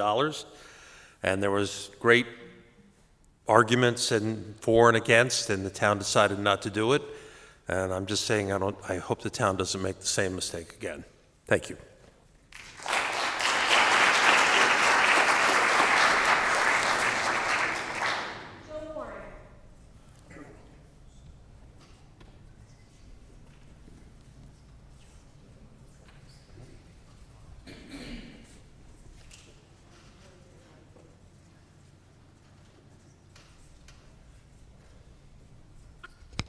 Good evening. My name is Joe Warren. I live at 719 Post Road here in Darien. I have lived in Darien for virtually my entire life. My parents moved here when I was about a year old, and I'm now very old. I can't imagine living anywhere else. This is an amazing town. Buy it. We will never have an opportunity like this again. Yes, it's expensive. It's a lot of money. Do not spend a lot of time wondering, what are we going to do with it? Remember why we're buying it. It's open space. Leave it open. Every time you think about doing something with that property, count up the number of parking spaces you're going to need to accommodate what you want to do, and recognize that damages the open property that we're spending all this money on. Bill mentioned volunteerism. All the financial analysis that's been done on this project and every other project in town talks about what it's going to cost. There's very little analysis about what this town provides for its residents. We have 3 volunteer fire departments. We have a volunteer ambulance corps. We have volunteers. I was earlier, before I came to this meeting, at the DCA, and they had a meeting to talk about their bird sanctuary. If you look at what gets done in this town by volunteers, you will be astonished at the dollars that get saved because we have these volunteers. Why do people buy houses in Darien and immediately offer to spend their own time working to make this town better? They do it because the things we as a town provide the residents. If we don't continue to provide those things, they won't continue to buy here. They won't continue to move here, and they won't continue to volunteer when they do move here. This is a once-in-a-lifetime opportunity. Drive around town and look at the opportunities we have missed. Years ago, when I was young, back in the dark ages, we could have bought what was then known as the Trendley property. Today, it's Red Rose Circle. Beautiful houses, and I'm sure the people that live there are very happy that they have those houses. But that was acres of land that the town could have had for a song to have taken care of some of the projects we keep talking about. We should do this, we should do this, we should do this. We don't have the land to do it because we didn't buy the land. Look at where Avalon is. We could have owned that property. We chose to spend the money on the high school because Avalon, or the people who were presenting Avalon, were very smart. They said you can have Avalon, you can have a new high school, you can't have both. Nonsense. With our bond rating, of course we could have had both. Not only could have, but should have, and we didn't. And so now we find ourselves in a position where this last great piece of property, not just in Darien, but in Fairfield County, is available. And yes, it's expensive. And I can stand here and tell you, buy it, spend the money, because I'm not going to pay for it. I'm an old man. I don't own a house. I rent. And any taxes I pay are on my cars. And because I'm a volunteer fireman, that gets covered by another. I don't pay for it. But I still think it's worth spending the money because it will be an improvement to this town that it's a once-in-a-lifetime opportunity. Buy it.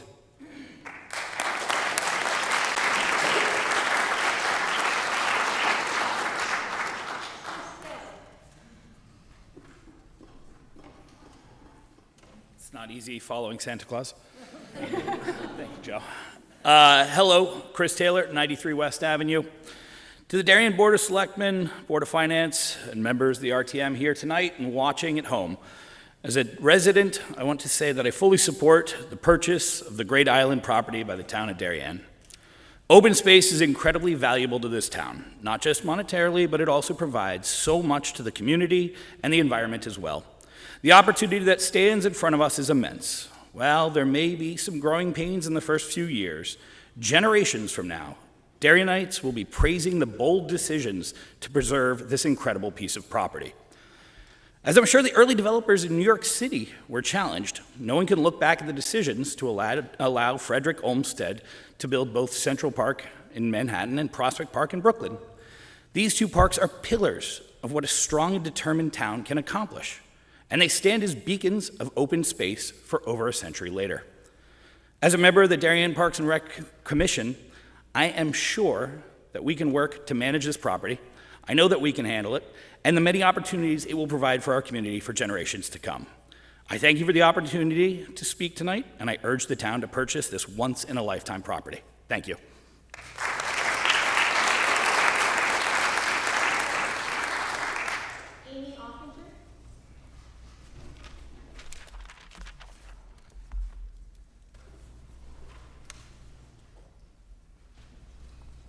Good evening. My name is Amy Ofinger. We live at 327 Middlesex. We moved to Darien 4.5 years ago from Texas. My husband and I have 2 daughters, one at the high school, and well, one will be a senior, one will be a freshman. We chose Darien because of the beautiful Long Island Sound, the excellent public schools, and the easy access to the train, much like many other people. First, we lived on Goodwives River Road for 2.5 years before we ultimately chose to purchase on Middlesex. Before purchasing our current home, we were told that Goodwives River needed to be dredged from the old I-95 construction, silt runoff. I don't know that many people have actually kayaked on the section of Goodwives that we used to live on, but it's extremely shallow. The cost to do that dredging project was approximately $8 million. To properly take care of this task for the river, the town didn't want to take care of this environmental expense because it just wasn't in the budget, is what we were told. That it would probably need to be taken care of by private donors. I have concerns about the town going the distance to purchase the Great Island property and not addressing the current needs of the health and safety and the ecological ramifications on Goodwives River waterway. Second, $103 million, it's a ton of money. It's a baseline cost for the town purchase. I can't accept that we have rejected multiple educational expenses in the 4.5 years that we've lived here. Namely, one of them open choice, which was labeled too expensive and not the right time for students. So if we're going to prioritize kids and their mental health and their emotional needs, I want you to know I'm vested. I care about that. I'm actually vice chair of the Darien High School Parents Association for next year. I volunteer. I love volunteers. I want to be a community member. I care. I'm unsure of how to feel considering the push to quickly spend $103 million when it is the baseline expense. And we haven't yet heard from the town sewer department, the expert developers, or the projected development improvement costs. We care that our public schools maintain the #1 in Connecticut. The Darien public school teachers' contracts are up this summer, and they will go under renegotiation, and this concerns me a great deal. Please explain how the public schools won't suffer with the purchase of Great Island. Doesn't mean I'm against it, but I'd like more info. Thank you.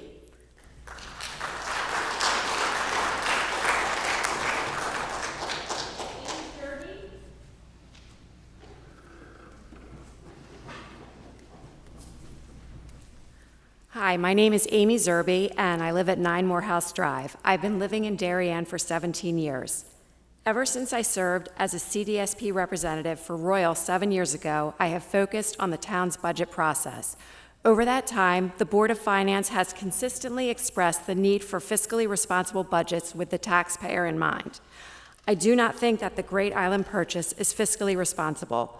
We are experiencing high inflation and may go into a recession. Despite the current financial atmosphere and the approval of the HHR projects, the town has entered into a contract to purchase Great Island, which will increase our debt servicing costs by about $7 million per year. The increase in debt and loss of property tax revenue will increase our mill rate by about 5.8%. This increase does not take into account other related Great Island costs such as capital projects and maintenance and personnel costs, nor does it consider HHR debt service. I am worried about taxpayer burden from the Great Island purchase. I am particularly concerned that the school budget will suffer as a result of the purchase. Thank you.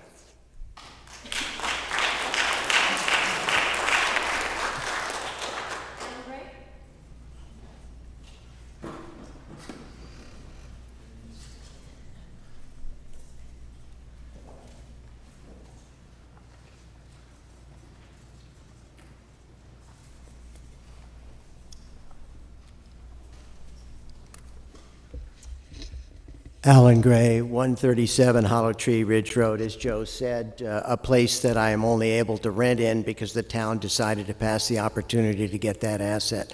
I've been involved in the budget process in one way or another for the past 20 years. I have absolute confidence in the skill of the town to manage this investment, and it is an investment. If you look back at Darienne's history over the last 20 generations, there were generations that looked forward and took an opportunity to expand the town and think about the future. And there were generations that looked at their individual circumstances at that time, often financial and tax issues, and shortchanged the town.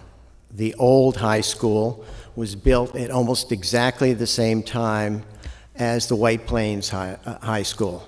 It was built in the same form, but Darien reduced the cost by about $1.5 million, and that high school had to be torn down and rebuilt. The White Plains High School is still there and is still regarded as the new high school. I just ask you all to keep positive attitude and think about the future. And one other thing, I was one of the many people probably in this room who were at Memorial Day and the parade. And when you think about the individual opportunities for Great Island, think about places that you can pull the whole community together. People have mentioned the blue-collar people here, and others, the homes that they have on the ocean.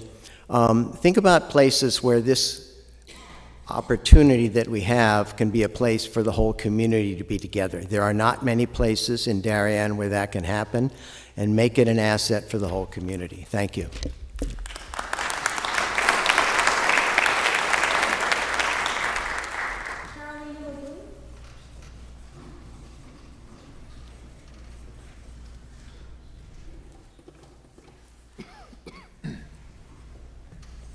Hello, everyone.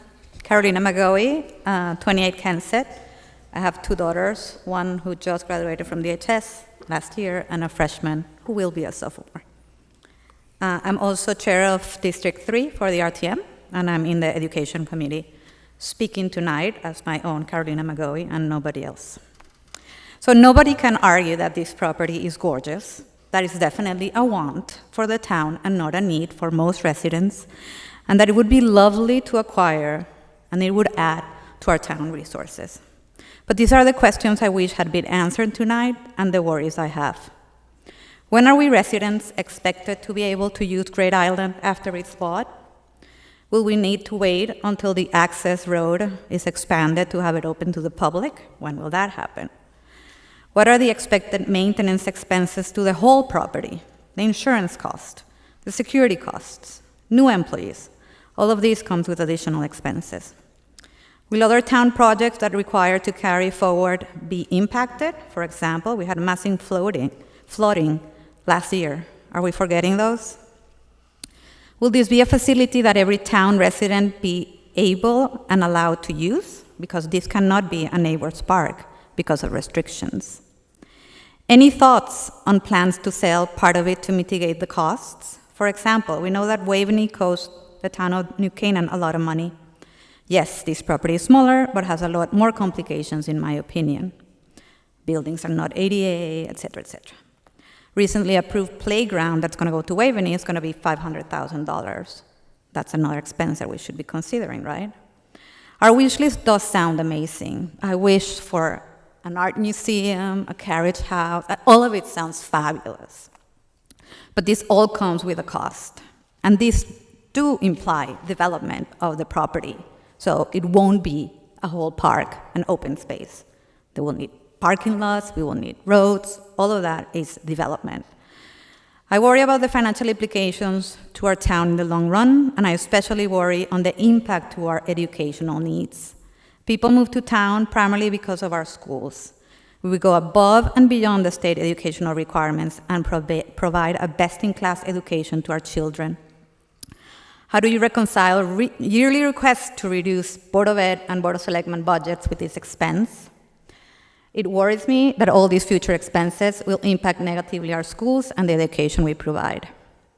Putting my Wall Street hat on, if you went to any CFO of a public company with this proposal as it is, it would be shut down because there are so many assumptions and unknowns. And lastly, I wish we had more time to really think this thoroughly and go into it with our eyes wide open to analyze our numbers and assumptions thoroughly. Sadly, the timeline to approve is very tight. Thank you.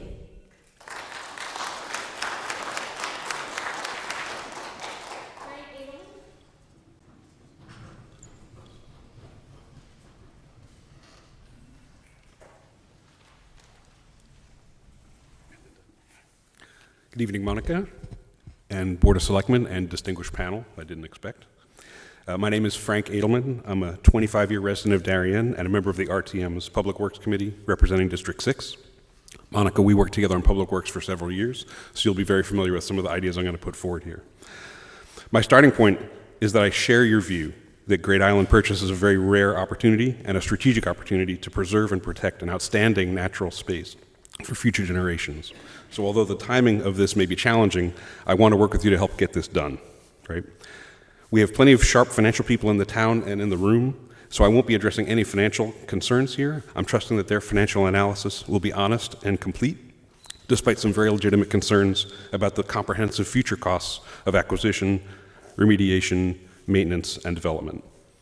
I'm also not going to suggest any specific uses for the site tonight because opinions are plentiful, and as the saying goes, everybody's got one. However, I'm much more concerned about governance and decision-making about how the site is used in the future. Put simply, this is going to be our most expensive asset in town, and we won't get a second chance to get it right. So I'm here to urge you tonight to appoint an independent Great Island Commission, a permanent public commission modeled on the Sewer Commission. And I want to distinguish that from the committee idea that was described in your initial comments, which is much less formal and much less structured. The independent Great Island Commission would have 9 or 11 members, with 4 or 5 being ex officio from the Board of Selectmen, Board of Finance, Parks and Rec, Public Works, and 5 or 6 members being community volunteers, serving 3-year terms on staggered and rotating basis. The citizen seats of the independent Great Island Commission would be staffed by candidates approved by the selectmen and nominated by the town committees, exactly like all of our other commissions, such as sewer and beautification. Importantly, comparable to the Sewer Commission, an independent Great Island Commission can and should have the same powers to independently tax and raise funds. And as a result, the cost of acquiring and operating Great Island can and should be out of the town's operating budget entirely and excluded from the mill rate. This structure accomplishes 2 things. Operationally, the independent Great Island Commission will do its work in public, transparently accountable to the town, and will free the Board of Selectmen from having to directly administer this massive project. And financially, the separation of the Great Island costs from the town's operating budget, just exactly as the Sewer Commission is independent today, will reduce the pressure on the current legacy budget from any future cost pressures arising due to Great Island. We've seen models like this work very well. Monica, our Public Works committees established, staffed, and supervised the Pedestrian Infrastructure Advisory Committee, which was a fantastic nonpartisan effort by town volunteers to assess sidewalks and infrastructure in town and to direct the development of that infrastructure. And their excellent work continues to inform our planning today for sidewalks. We've also seen a series of building committees effectively shepherd complex projects over long time frames. And those building committees are also effective models for how the independent Great Island Commission can and should work. We've also seen models that don't work. I'm almost there. We've also seen models that don't work when leadership feels they know better than the town, when decisions are made in secret or by small groups of like-minded people, the groupthink is stifling and leads to bad ideas and cost overruns. So you've all made commitments to transparency and openness and to taking the time to get this right, and your board members on the Board of Selectmen have committed that this project will not choke off funds needed for the schools, for social services, or for other essential activities. And these commitments are important and essential to winning support for this project. And they'll be all the more meaningful and credible by creating an independent Great Island Commission that's empowered to set a strategic direction for the property while eliminating the impact on the town's operating budget. So when you vote to approve this on Monday night, and I'm sure you will, I urge you to explicitly establish an independent Great Island Commission to manage the property and to segregate the financial impact out of the operating budget. Thank you very much.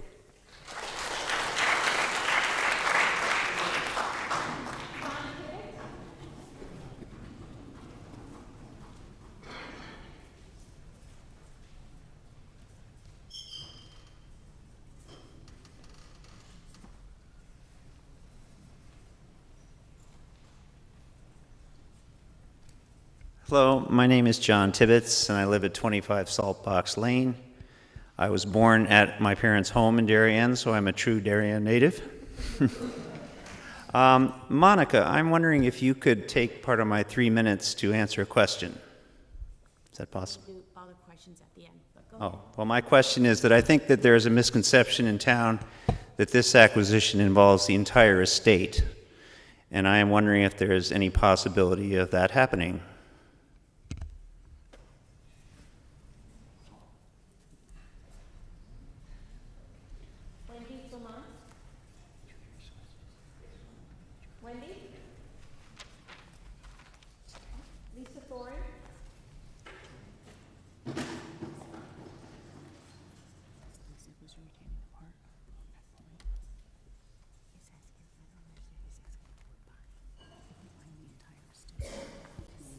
No, it's just this. I love it. My name is Lisa Terrain. That's okay. My address is 31 Outlook Drive. I've lived here my whole life, but I'm representing 4 generations, age 1 to 90, who have lived in Darien since 1958.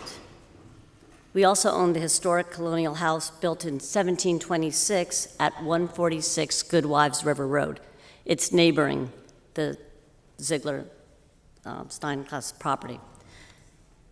Our family has always appreciated the Zieglers, we always called it Zieglers, waterfront property, and we've always wished the town would one day own it. An opportunity like this happens once in a lifetime, and everybody's been saying that, but I know it's true. There's a reason why the Rings End emblem is on our town seal. It symbolizes Darien's history. It's beautiful, iconic, and part of Darien's past and future fabric. As we know, Rings End, the harbor, the mills, and surrounding land, it was the economic, political, and cultural center of our town from its founding. On the hill on Ziegler's property, there was a small skirmish, and the British redcoats and the colonists had a little war there during the American Revolution. And today we have the opportunity to not only preserve this beautiful and historic area, but to reinvigorate it as a cultural and environmental center to enjoy for centuries to come. Now, in 1969, when I'm 12 years old, I rode my bike down to Pear Tree Point Beach, and there were sheep in these extensive meadows that were part of the Zieglers. And these pastures went from Long Neck Point across that green to Pear Tree Point Road. Sheep were there, grazing. And then in 1970, houses were built, and this bucolic pastoral place became suburbia. I don't want to see that happen again. That could disappear, just like it did in the 1970s. This piece of property is spectacular. Its fantastic coastline is where our friends and family would sail around the coast, and painters and artists would come, and it's been a place that's been represented in artwork for a long time. Imagine New York City without Central Park. Has anyone ever regretted saving the most special parcels for all of us to appreciate today and in the future? And consider the courage of Theodore Roosevelt. He led our government to purchase precious land for the sake of preserving America the Beautiful and creating national parks. Our family's 4 generations are resoundingly recommending the purchase of Great Island by and for our town. With all our hearts, we hope this land remains open forever. If we let it go, it is gone forever. Please vote yes to this acquisition. It belongs in Darien's beloved history and future. Thank you.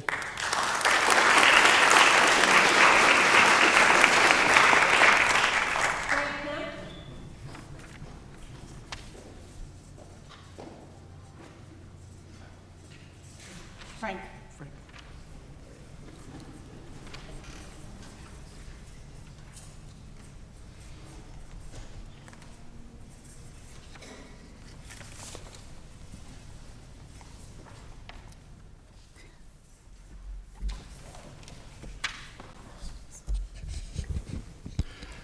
My name is Frank Kemp, 20 Seagate Road, member of the RTM since 2001. That's 21 years, a long time. But it's not the 78 years that Greenwich acquired Todd's Point and renamed it Greenwich Point in 1944 after a 4-year struggle with the town's RTM, who felt that Greenwich had enough beaches and could not afford the loss of tax revenue from that property. Or 62 years ago when Westport acquired the Longshore Country Club in 1960, at a time when there were plans being filed to build 184 buildings on those lots in sync with the intense pressure for housing developments in other Fairfield County towns. Or just 55 years ago, when New Canaan took over the Waveney estate from Ruth Lapham, 1967. So all that's not too long ago. But if you ask the citizens of Greenwich, New Canaan, and Westport what life would be like in their towns without these properties, you'd find shock and disbelief, saying, how could they have not accepted these properties? Where would we have taken our kids? What were they thinking? How glad we are now that the community leaders made the right choices, the wise choices, the prudent choices for their community. The towns rose to the challenge and moved forward. So I'm optimistic that our Board of Selectmen, our Board of Finance, and my colleagues on the RTM will do the right thing and secure this treasure for our town. And by doing so, earn the long-standing admiration and thanks from future generations.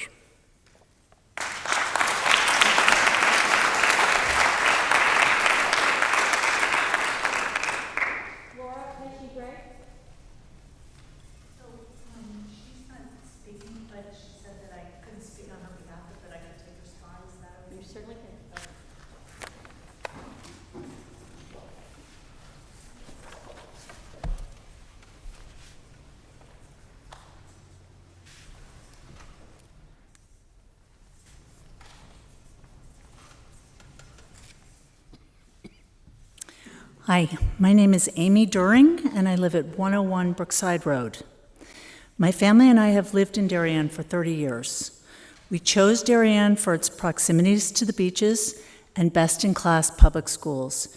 We choose to remain in Darien for our community of friends, thoughtful citizens, and the town amenities, in particular, our parks. To that end, it was a natural segue for me to serve on the Parks and Rec Commission, which I do proudly. Importantly, I'm also familiar with the Steinkraus property, Great Island. The presentation the First Selectman and team have put together is helpful to assist in the understanding of the property and its potential. However, like every photograph, there's more to the picture. Indeed, that presentation falls short in one powerful way. The photographs are informative and awesome, but they fall short in capturing the rapturous beauty of the land, nature, views, salty air, and the cross winds that traverse the island. I know many people have not been as lucky as I to spend time there, walking the trails, sitting on the beach, admiring the manor house and other buildings, peering into the windows of the boathouse to watch the tanks bubbling full of mussels growing, staring out at the boats moored and anchored in the cove while kids frolicked in the water and stared back at me, and working in the horse stable designed by Raphael Gastovino, the building engineer most famous for creating the tile arch system that was used in countless landmarks, including Grand Central Station. In fact, the tiles in the barn are the same recognizable tiles used in Grand Central. He used the leftovers. There's even a whispering chamber that functions in the very same way as Grand Central's does. The island is nothing short of magical. You can trust me when I refer to the property as Pinch Me Paradise. In the span of my 3 privileged decades of living in Darien, I've witnessed the town consider, debate, and ultimately not acquire several pieces of property. And there were some where I think it made sense not to buy. This is not one of those instances. Great Island is arrestingly beautiful, and a once not in a lifetime purchase, but a once and forever purchase. It's also a smart purchase. As a member of the Parks and Recs Commission, I can attest that we devote our time considering the desires and enjoyment of the Darien citizens vis-a-vis our parks. We juggled varied and special interests. We constantly consider the tenuous and precious balance between park and recreation. We value the important and urgent stewardship of the preservation and health of our parks. We carefully consider our budget and our work with a conservative eye to enhance our parks and do not embrace overspending on the projects not carefully considered. And we listen to our citizens' thoughts, desires, and concerns. Through my years on the commission, one concern has been most prominent and evergreen: the preservation of open space for recreational potential, parkland beauty, and the health of our environment. As Lori Bora, chairman of our Parks and Recs Commission, said, the last 2 years have taught us more than ever the critical importance of preserving nature and the impact of the well-being of both people and the planet. Great Island is our opportunity to do all of this. There are a number of smart, capable people reviewing this purchase. I beseech you, I implore you, do not miss this opportunity. Please be on the right side of history. Advance this opportunity to acquisition on Monday. Thank you.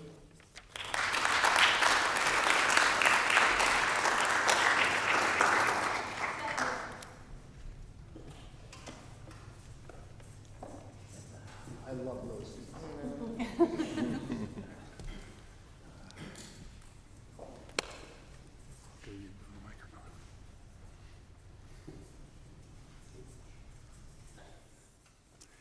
Good evening, everybody. I did not plan to speak tonight, and then I thought, well, no, I owe it to everybody to kind of explain the process a little bit, since the buck is going to stop at the RTM on June 27th. So, to give you an idea of what's happened so far, the Rules Committee met on Tuesday night. There are 100 members of the representative town meeting, and they're divided into committees, and 5 committees were assigned to look into this project and to come to a determination about how the RTM should vote and to make a recommendation to the RTM about it. So members of the RTM have already started working on this. I'm sure you're all painfully aware of that already. If your phone hasn't rung yet, it will. It's one of the advantages of having an organization the size of the RTM to take on a project like this. In the end, these committees will all be meeting over the next 3 weeks, trying to get their arms around what their recommendation will be. Their meetings are open to the public and warned, so if you have anything to say to somebody, there's an opportunity to do it. When the RTM meets on the 27th, it is a working session. It's a public meeting, but it's a working session of the RTM. So you'll have the committees present their reports on what they think the RTM ought to do. There will be debate among RTM members, believe me. And then we will vote. We'll vote up or down on the contract, and the Board of Finance is going to vote on what they think the money is, and we will vote on up or down on that. And that's basically how it's going to work. Out of courtesy to everyone, we do allow some public comment, but not a lot. If you want to come and make a comment in front of the representative town meeting, it should be very focused and hopefully on something that we missed or something that hasn't been discussed. So that's how it works. Thank you.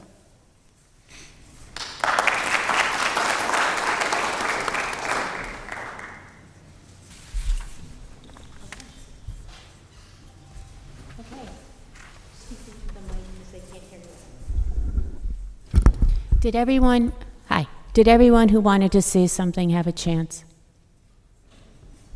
Okay. I want to thank all of you for coming. I want to say first that I misunderstood a question, so I want to clear up. This is not that the property lines were redrawn for the parcel of land that had been on the market in 2018.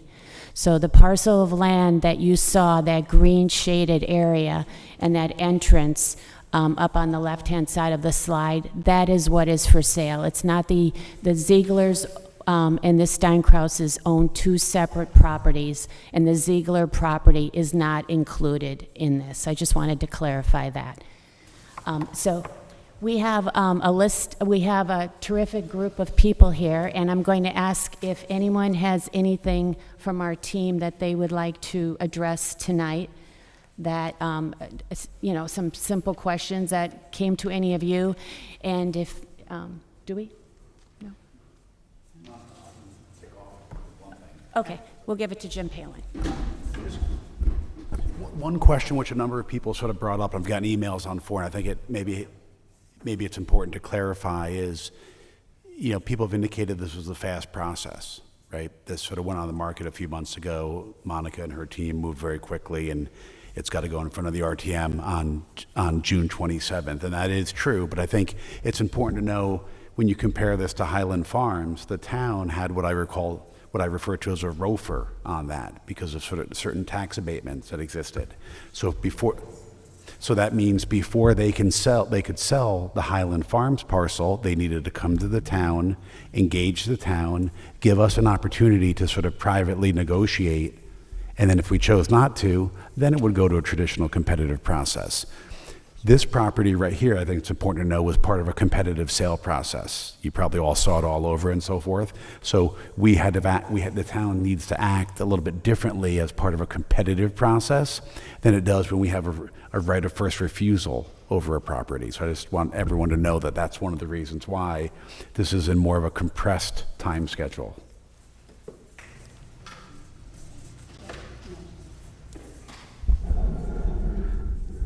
There was something somebody else brought up about when we bought Highland Farms that we found out afterwards. You know, they said we couldn't do certain things there. Those things were related to the restrictions on the property in the sales agreement with the Oxbridge Hunt Club. We don't anticipate, and we don't have any of those kind of restrictions in the contract with the Steinkraus family to purchase Great Island. So we are not walking into a purchase where we can't do anything because of that sales agreement.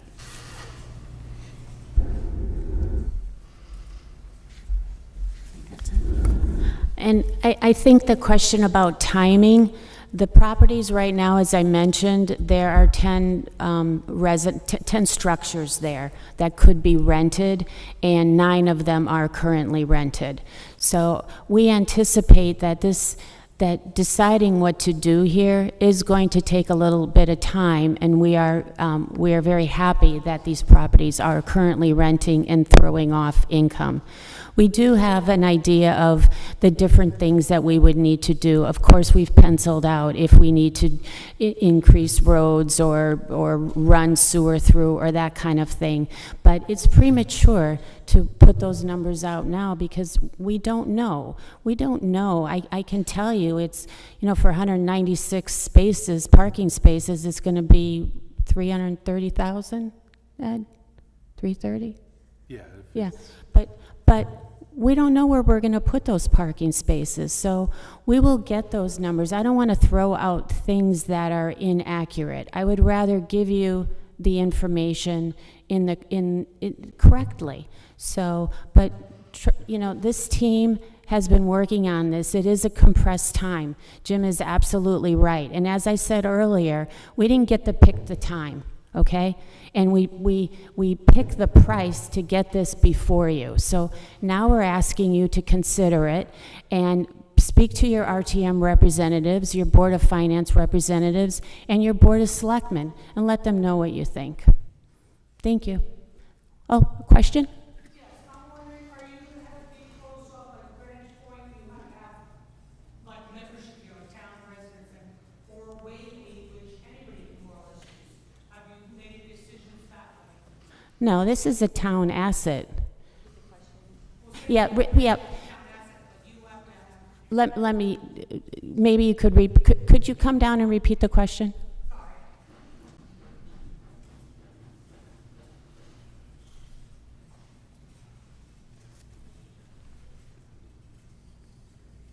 Hi, Suzanne Papson, West Avenue. I've lived here my entire life, as well as my father was born, raised, and died here. So I am concerned about the town. Greenwich Point and those things, you have to have a town residence card to get into them. It's not like I could go drive down there and go in and use it. I'm wondering, are we going to plan on something like that, where it's going to be only town people able to enter the property? Or is it going to be more like Waveney, where everybody can drive in and anybody from any town could go drive in? I'm wondering if any consideration for usage as who can get into the property. Just like a beach sticker, you need to get into town. Well, if, at our beaches, non-residents can purchase day stickers. I think it's a little early for us to make that decision because we haven't determined what uses would be put there. I think it could go either way, and there'll be some things to consider if it's going to be town residents only. How do you manage that? What's the cost of that versus the cost of not having it gated? So there's a lot of things to consider before we go there. And I think one of the things we have to consider is, what do the townspeople want? Because I'm concerned too with, would people be coming in, because Darien is so well known, will people be coming in from New York City, coming to the city, like you're on the weekend, you see a lot of New York cars coming into town.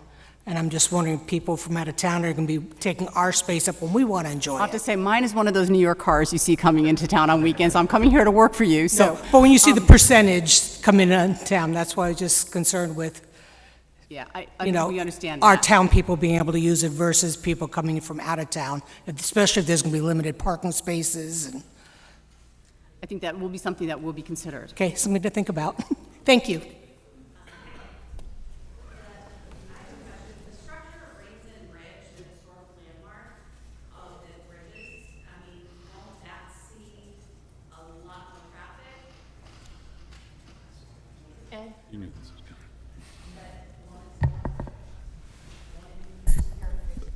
Yeah, I think you're talking about the Rings End Road Bridge? Okay. The design for that bridge is H20 loaded for any type of vehicles. And it's not designed by volume, it's designed by weight. So it has no restrictions according to the inspections from the DOT in the last inspection report. So I'm confident that bridge is in good shape and appropriate for any use that we need down there.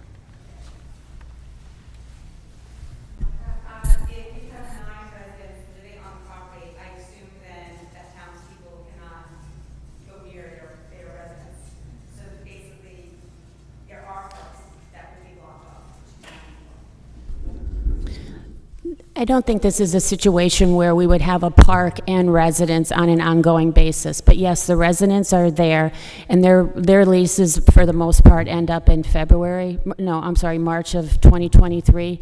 So between now and March of 23, I anticipate the island will be used for the residents there. And I'm not sure, Jim, when will the actual tax implications for our residents begin? Because I don't think that we will be paying for the park when we're not able to use it. And while the park is, while the residents are living there, those tenants are living there, they will be throwing off about $400,000. Correct. If we did not meet our timing to buy it, and the state of Connecticut bought it, what rights would they have with respect to how it was used? Would we have any ability to restrict that at all? So if the state of Connecticut decided that a reasonably large number of cars were able to go down there, there is nothing that Darien could do under those circumstances. I don't think there's been any indication shown by the state of Connecticut that they want to buy this property. I'm not disagreeing, and they don't have any opportunity to do it up until June 27th, right? So we have a contract then. Correct. If it comes open and someone else buys it at that time, we lose complete ability to control what goes on there if it's, for example, state of Connecticut. Right. This contract terminates. The RTM either approves the contract on the 27th or the property goes back on the market. Absolutely. If the deal falls through, Mm-hmm. demonstrated that the property is under-assessed, so what does that mean for reassessing their property tax bill going forward? That the property is clearly undertaxed. I don't think it's fair to say that the property is underassessed currently. Remember that the assessed value is as of October of 2018. If the sale with us falls through, the property would be reassessed as of October 1, 2023, and you would see a significant increase, or you should expect to see a significant increase in that value. So that if the transaction falls through, you'd see a reassessment almost immediately on that property? Not, well, yes, October 1, 2023, but that does not go into effect in terms of taxes until July of 24. Sorry, it's just pointed out, that's the same period in time in which the whole town is reassessed. Can you come down to the questions, because folks at home can't hear you. So if you have a question, you can come to the mic. Just a quick follow-up. Is any of that property, because it has been farmland in that, is any of it taxed at an open space? I would imagine it might be only because of the property. I just didn't know. I haven't been able to get that answer. Yeah, Jack, I don't know for sure, but I don't believe so. Okay, fair enough. Thank you. In terms of numbers, to your question, in terms of your question about the numbers, although the appraisal that we referenced was 108 million, that was what we call sort of a highest and best use appraisal. So that's what someone would pay for, David, if they were going to develop it into whatever the appraiser thought was the highest and best value. The 2018 appraisal was give or take 65 million, which set the assessed value at 45. And I would remind everybody the numbers that we talked about before and so forth, those were all based on the 2018 assessments. And while everyone's home may go up in the next assessment, that doesn't change the taxes that are levied on residents. That just trivially affects the mill rate, but it doesn't affect the taxes. Hi, I'm back. I just haven't quite gotten my question answered, so I just want to ask it again. Is there even a remote possibility of acquiring the entire estate, or is that just completely off the table and not possible? Okay. Okay, and again, I'm sorry that I didn't understand your question before, but no, the Steinkraus property is for sale. The Ziegler's property is not for sale now, and I did reach out, and I don't see that changing in the near future. Please come on down so that the people at home can hear you. Thank you.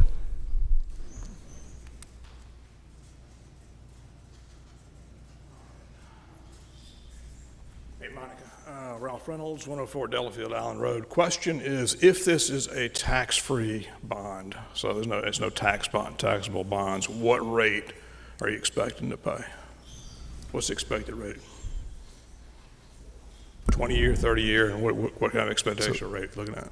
So the state recently renewed towns' abilities in Connecticut to bond purchases of land and school projects over 30 years. So if you look at today's, sort of 15 to 20-year municipal rate, which could be indicative of the average life of a 30-year proposal, that would put it somewhere in a 2.5% rate. So with inflation at 5%, basically you're paid 2.5% a year to. Yes, so a taxable. You're getting paid to borrow this money effectively at this point in time. So, I mean, it's a great idea to borrow it and buy this property. That's all. I would add that the assumptions that I had much more conservative, had higher rates, anywhere from 100 to 150 basis points. If you have 5% inflation or whatever we're headed to now, this is a free purchase. I like that.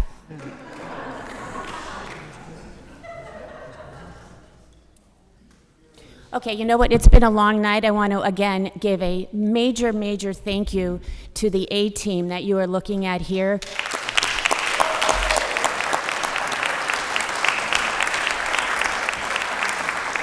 Every single one of these people has spent a tremendous amount of time, eyes on this project. So yes, the timeline is compressed, but the number of people working on it is tremendous. So thank you again for joining us tonight, and I hope you have a great rest of the evening. Thank you.